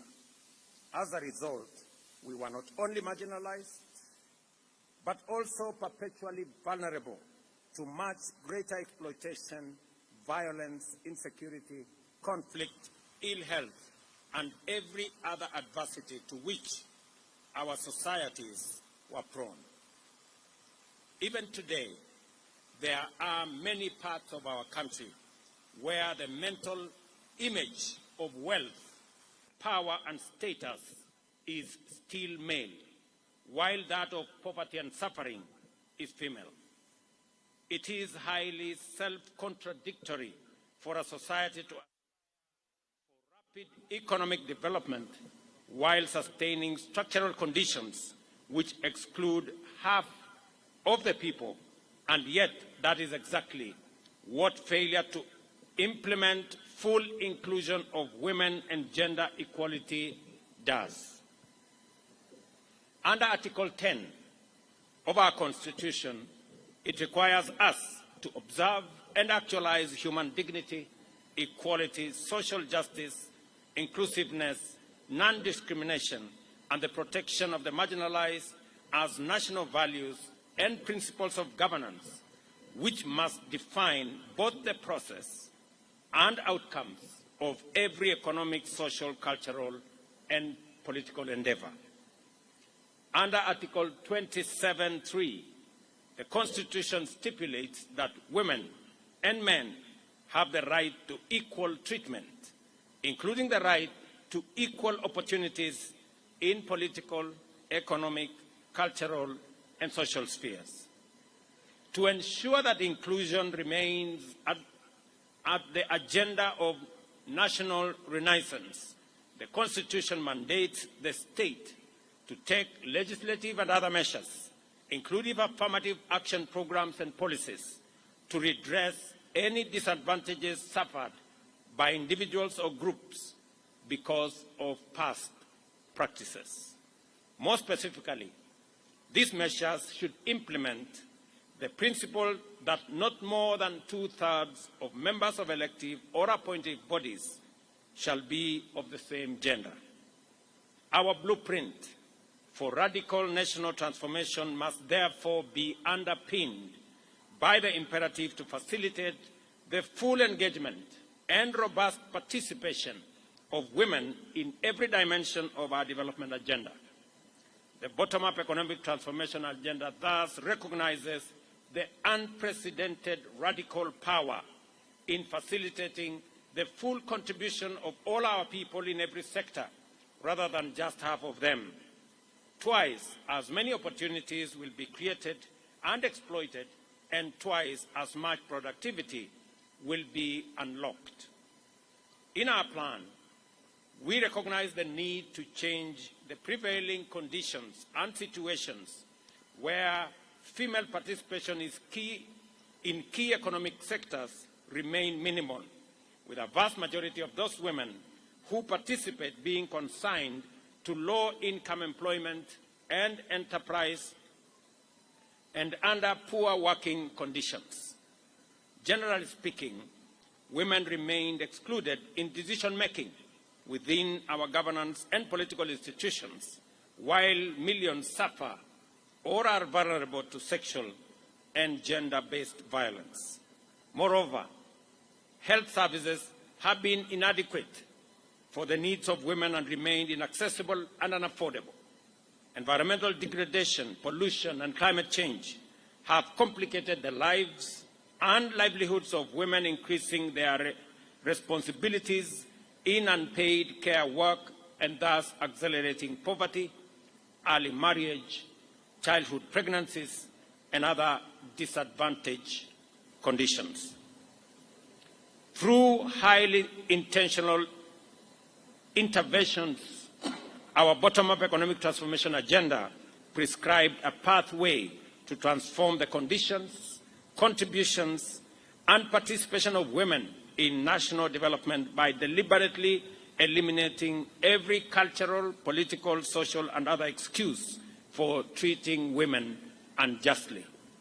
To achieve this, we recognize that we would have to direct unprecedented levels of investment to promote inclusion and affirmative action in socio-economic sectors.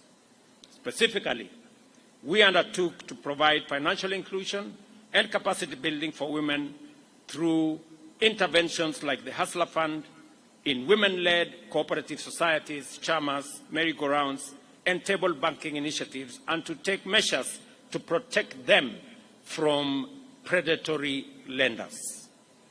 We've also resolved to be highly intentional, as I was requested here by the women rep of Embu County, in actualizing the constitutional gender inclusion principle, or the one-third rule, through various strategies, including at the party level and policy levels for elective representative positions in Kenya.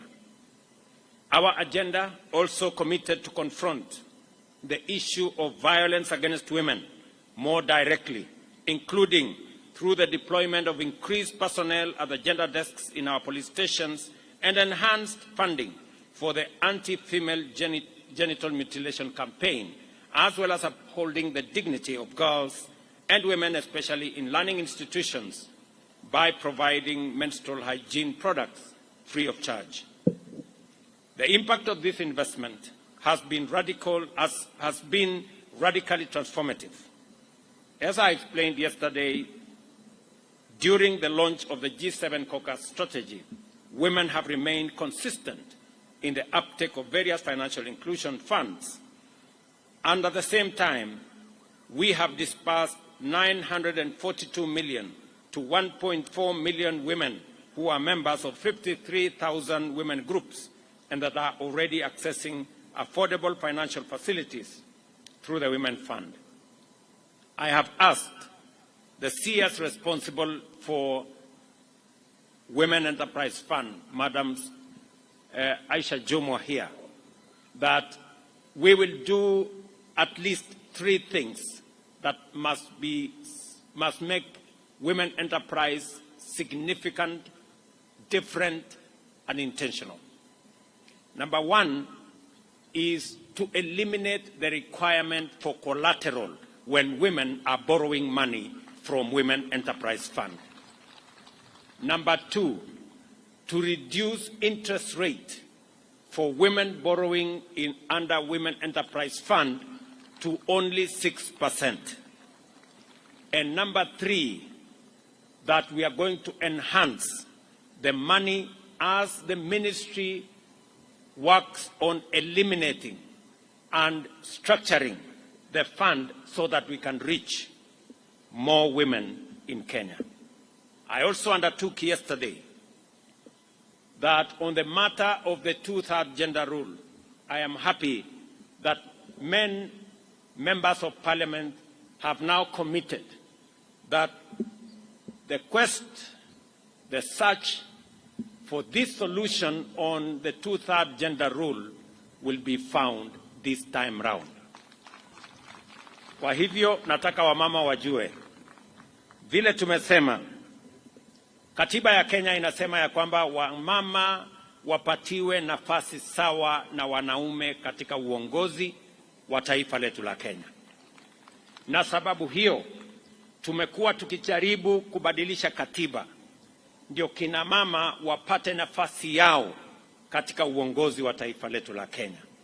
Nataka niwaambie kina mama ya kwamba niliandika taarifa kwa bunge letu la Kenya kuwashawishi ya kwamba hii changamoto tumekuwa nayo, mambo ya katiba ambayo tulipitisha ya kuwapatia kina mama nafasi yao ya uongozi katika Kenya. Jameni, safari hii tuungane sote, kina mama pamoja na wanaume, kubadilisha sheria yetu ndio kina mama wapate nafasi yao ya uongozi katika taifa letu la Kenya. Mimi nataka niwatangazie wakina mama ya kwamba leo baadaye nitapokea taarifa kamili kutoka NADCO, na moja wapo ya sehemu muhimu zaidi katika hiyo taarifa ni mambo ya 2/3 gender rule, na tumeamua kama serikali na kama chama kuhakikisha kwamba bunge letu kupitia kwa parliamentary group and all the other structures that we have ya kwamba tutapitisha jambo hilo na kina mama watachukua nafasi yao ya uongozi katika taifa letu la Kenya. Vile vile nataka niwatangazie kina mama hapa kwamba leo asubuhi, kwa sababu ya heshima ya kina mama wa taifa letu la Kenya, leo asubuhi nimewapatia kina mama 10 kuwa mabalozi wetu katika nchi mbalimbali ya dunia, na vile vile kuwapatia kina mama wengine 6 deputy ambassadors kama pia heshima ya siku hii ya International Women's Day. And I am saying this as part of the celebration of this International Women's Day in Embu. This morning, I have appointed 10 more women as ambassadors in different parts of the world, and another 6 deputy ambassadors in recognition of the contribution of women to the leadership of our nation. Vile vile, ningependa kuambia kina mama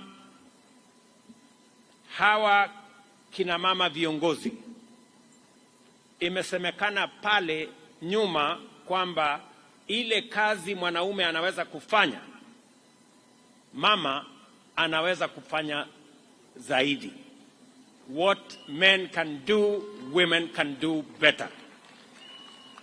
Na mimi ni shahidi kwa sababu baraza letu la mawaziri, kwa ile kazi ya muhimu 5 ambayo tumeweka katika manifesto yetu, kina mama hawa wanaongoza katika nafasi 4 ya manifesto yetu. Mimi nataka niwaulize kina mama, kwa sababu niko hapa Embu leo. Nilikuja kuanzisha mpango ya housing hapa Embu, na nitarudi hapa. Nishakubaliana na viongozi wa Embu ya kwamba nitarudi hapa kabla ya mwisho wa mwezi huu.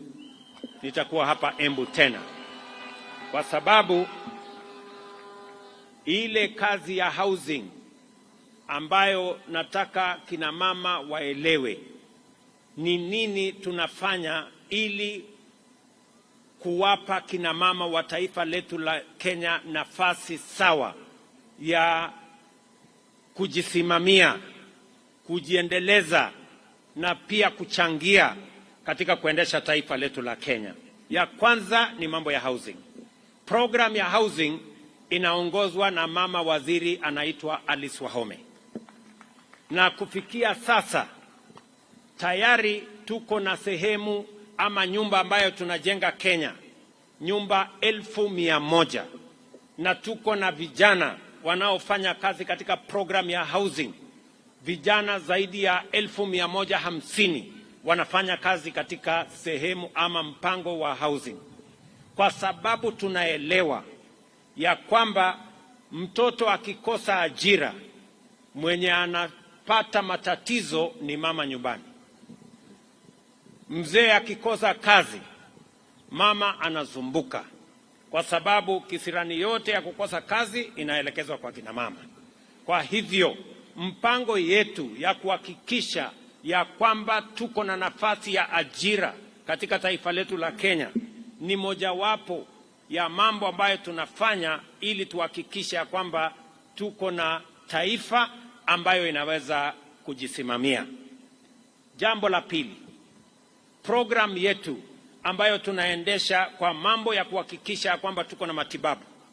Na nataka nimshukuru gavana wenu hapa, kwa sababu mimi na yeye tumeungana katika ile program ya community health promoters.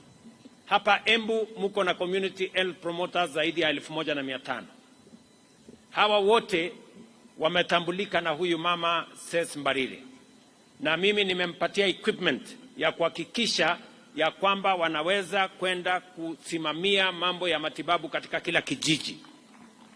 Vile vile mama mwenzake anaitwa Susan Namkumicha ndiye anasimamia afya katika taifa letu la Kenya. Na nimesikia hapa kina mama wakisema mtoto akiwa mgonjwa, mama ndio daktari. Mzee akiwa mgonjwa, mama ndio daktari. Mama mwenyewe akiwa mgonjwa, pia yeye ni daktari. Na kwa sababu hiyo tunataka kurahisisha kazi ya wamama kushughulikia matibabu katika taifa letu la Kenya. Na ndio sababu hiyo tumesema tunafanya mambo manne ya muhimu. Na ndio tumebadilisha sheria, tuko na sheria mpya. Ya kwanza ni kuhakikisha ya kwamba matibabu inapatikana katika kila kijiji kupitia kwa community health promoters.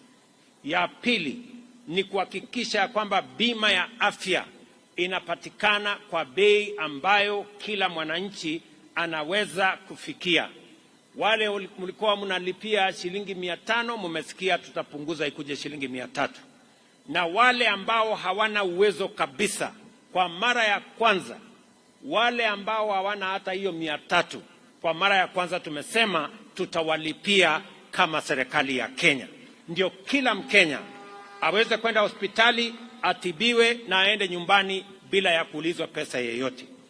Na ya tatu, tumekubaliana vile vile ya kwamba kwa wale ambao wanapatikana na ugonjwa ile iko na kisirani na kiburi, ile kama ya kansa, ya hypertension, ya diabetes, pia katika hii mpango mpya tumeweka pesa ya kutengeneza chronic illness fund ambayo itasimamia matibabu ya yale magonjwa ambayo yanaleta hasara, yanasababisha watu kuuza ng'ombe, kuuza mali katika kutafuta hali ya matibabu katika taifa letu.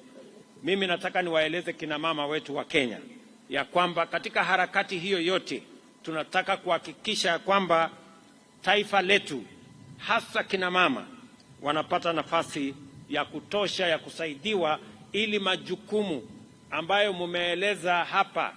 Nimesikia Cecily amesema majukumu yenu ni mingi.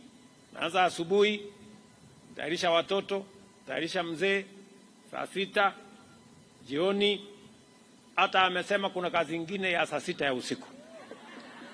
Sasa hajatueleza hiyo saa ya saa 6 ya usiku ni gani. Na kama ni ile mimi ninajua, nataka niwaambie wazee pia, tafadhali mubadilishe style ndio wamama wasikuwe na kazi ngumu. Si ndio? Wanaelewa vile nimesema. So kwa sababu majukumu yenu ni mengi, mimi nataka tukubaliane vile tutasonga mbele kama taifa. Vile vile kina mama, kama hakuna chakula, mama ndio mwenye kuulizwa. Na ndio sababu hiyo pia katika mpango yetu tumesema kuzalisha chakula itakuwa kazi yetu ya kwanza na ya muhimu. Na mimi nataka niwashukuru wakulima, hasa kina mama, kwa sababu wengi wa wakulima ni kina mama. Mwaka huu kwa mapenzi ya Mungu tumeongeza chakula kwa sababu Mungu ametusaidia mvua, na tumekuwa mpango ya kuhakikisha kwamba mko na mbegu, na tumepunguza pia gharama ya mbolea. Mimi nataka niwaulize kina mama wa Kenya katika ghafla hii ya kwamba tena tumeweka mpango kamili ya kuzalisha chakula Kenya. Ndio kazi yenu ya kulisha familia zenu iwe kazi rahisi. Na ndio sababu hiyo tumeweka mpango kamili. Mwaka huu tutaongeza ile mbolea itapatikana hadi makunia milioni 6. Na ile bei ambayo ilikuwa 5,000 6,000 vile mnajua tumepunguza, imekuja shilingi 2,500. Na mwaka huu ama mwaka uliopita, kwa mapenzi ya Mungu, mazao yamepatikana kwa wingi na chakula imeanza kupatikana kwa njia ya urahisi. I want to ask farmers, especially our women, because they are the backbone of our agriculture, that this time round we double our efforts. We have made arrangements on how we are going to ensure that our agriculture expands, our productivity expands, we are going to deliver more seed, affordable fertilizer, and support farmers so that we can eliminate the shame of hunger in our country. Nataka vile vile niwaeleze kama kina mama wa taifa letu la Kenya kwamba katika harakati hiyo pia mama mmoja hapa nimemtuma apange ajira ya vijana wa Kenya kule nchi ya nje, na tuko na hiyo mpango. Leo asubuhi nilikuwa na mkutano mkubwa ya kupanga vile ajira itapatikana kwa mitandao, tuhakikisha kwamba digital jobs become a reality. And I want to ask our girls and our women to focus their attention on the opportunities that we have for employment so that they don't become vulnerable to vices of early pregnancies and also other vices. And I want to commit that the government of Kenya, we are going to mobilize every resource to protect our girls, to protect our mothers, to protect our wives, to protect our women, and to protect our daughters. Tutahakikisha ya kwamba kina mama wa taifa letu la Kenya wasipatikane mahali ambapo kuna watu wanataka kuwatumia kwa njia ambayo sio nzuri. Mimi nataka niwaulize vile vile kwamba kina mama tusaidiane, wazee tusaidiane. And I want to ask the women of Kenya to listen to me. As we believe in you, the women of Kenya must believe in themselves. It begins with women believing in themselves. And we will work, we will do whatever we can to support women. But I must say to the women of Kenya, you must start by believing in yourselves. That way, you can make progress, and together we can make progress. Kwa hivyo, mimi nataka niwashukuru sana kwa nafasi ambayo mmenipatia hapa Embu. Mimi nataka mjue ya kwamba sisi wote, hasa viongozi hawa kina mama walio hapa leo, ambayo tunawaenzi, tunawapenda na tunawatambua, hawa magavana 7 ambao wamepatikana. Mimi nataka niwaulize kina mama, kwa mapenzi ya Mungu tunataka katika awamu inayokuja ya 2027 tupate kina mama magavana 24 waweze kusimamia mambo ya maendeleo katika taifa letu la Kenya, kwa sababu ile kazi kina mama hawa magavana wanafanya imedhihirika wazi kwamba wanaweza kuendesha mambo ya county kwa njia na taratibu inayofaa. Vile vile nimesikia vile gavana wenu wamesema hapa kwa mambo ya upishi ama mambo ya kutafuta vile tunaweza kupunguza mzigo wa kutafuta kuni na kufanya kazi hiyo ingine, mambo ya gas, mambo ya electricity. Mimi nitangaze hapa ya kwamba mwaka huu tumerudisha ile mpango ya last mile connectivity, kupeleka stima kwa manyumba ya wananchi. Mwaka huu katika taifa letu la Kenya tumeweka pesa bilioni 46 kuunganisha stima kwa nyumba 1560. Hapa Embu, we are going to run that program, and it is our intention to connect more households to electricity so that we can make it easier for women to be able to discharge their responsibilities, to have their homes in situations that are proper, and for us to work together as a community. Mimi nikirudi hapa Embu, nimesema mwezi huu tutakuja na mambo yenu ya stima, mambo yenu ya barabara, nimesikia kwa makini, mambo yenu ya maji, mambo yenu ya masoko. Vile mumesikia soko yenu ya hapa Embu town, pale nyuma ilichomeka ikapata matatizo. Mimi nataka niwaambie sasa tumeweka pesa ya kutosha, tutajenga soko hii hapa Embu town, na vile vile tutajenga soko ingine 8 hapa Embu County. Na hizo soko zinaanza vile mmesikia governor amesema inaanza kuanzia next week, na sio hapa Embu peke yake tunajenga soko. Mimi niliahidi mama mboga atafanya kazi mahali kuna heshima, mahali kuna stima, mahali kuna maji, na mmesikia hata kama umepata mtoto. Hizi soko tunajenga unaweza kwenda na mtoto kazini. Kutakuwa na mahali mtoto anakaa, wewe ukiendesha na biashara yako. Kwa hivyo tunajenga soko mpya 500 katika taifa letu la Kenya. 8 zikiwa katika Embu County. Kwa sababu it is a commitment we made to women, especially traders, especially women in the Republic of Kenya. Kwa hivyo tutashirikiana hivyo. Mimi nataka pia niwaulize kina mama. Mkisikia tunaongea housing, nyumba ama boma ni ya mama ama ni ya mzee? Nyumba ni ya nani? Si ni ya mama?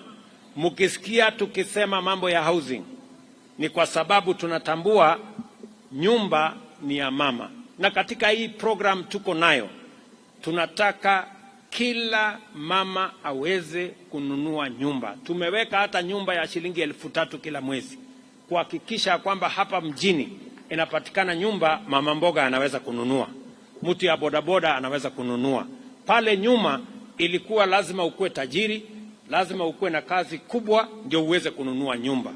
We are making it possible for every Kenyan, including ordinary women and men working in their small businesses, to be able to own a home, because a home is a very critical component of livelihood and of citizenship, because our constitution mandates us that we must, by constitution, ensure that people live in decent livelihoods. Mimi nataka niwashukuru sana. Let us all promote peaceful coexistence, effective communication, and the rejection of violence as a method of resolving disagreements or pursuing objectives, whatever they may be. We must embrace communication, tolerance, and respect for dignity of every person, and do our part as men and women to prevent violence against women. We must live up to the sacred commitment in the preamble of our Constitution to nurture and protect the well-being of the individuals, the family, communities, and of course our nation. For us, at this point in our history as a nation, this must begin with feasible action to protect the dignity, well-being, and security of women, and to invest in their effective inclusion in the economic transformation of our country. Congratulations to all our women in Kenya. Happy International Women's Day, and my very best wishes as we forge into the future together as a people. Asanteni sana, Mungu awabariki na tunawapenda sana. Thank you very much.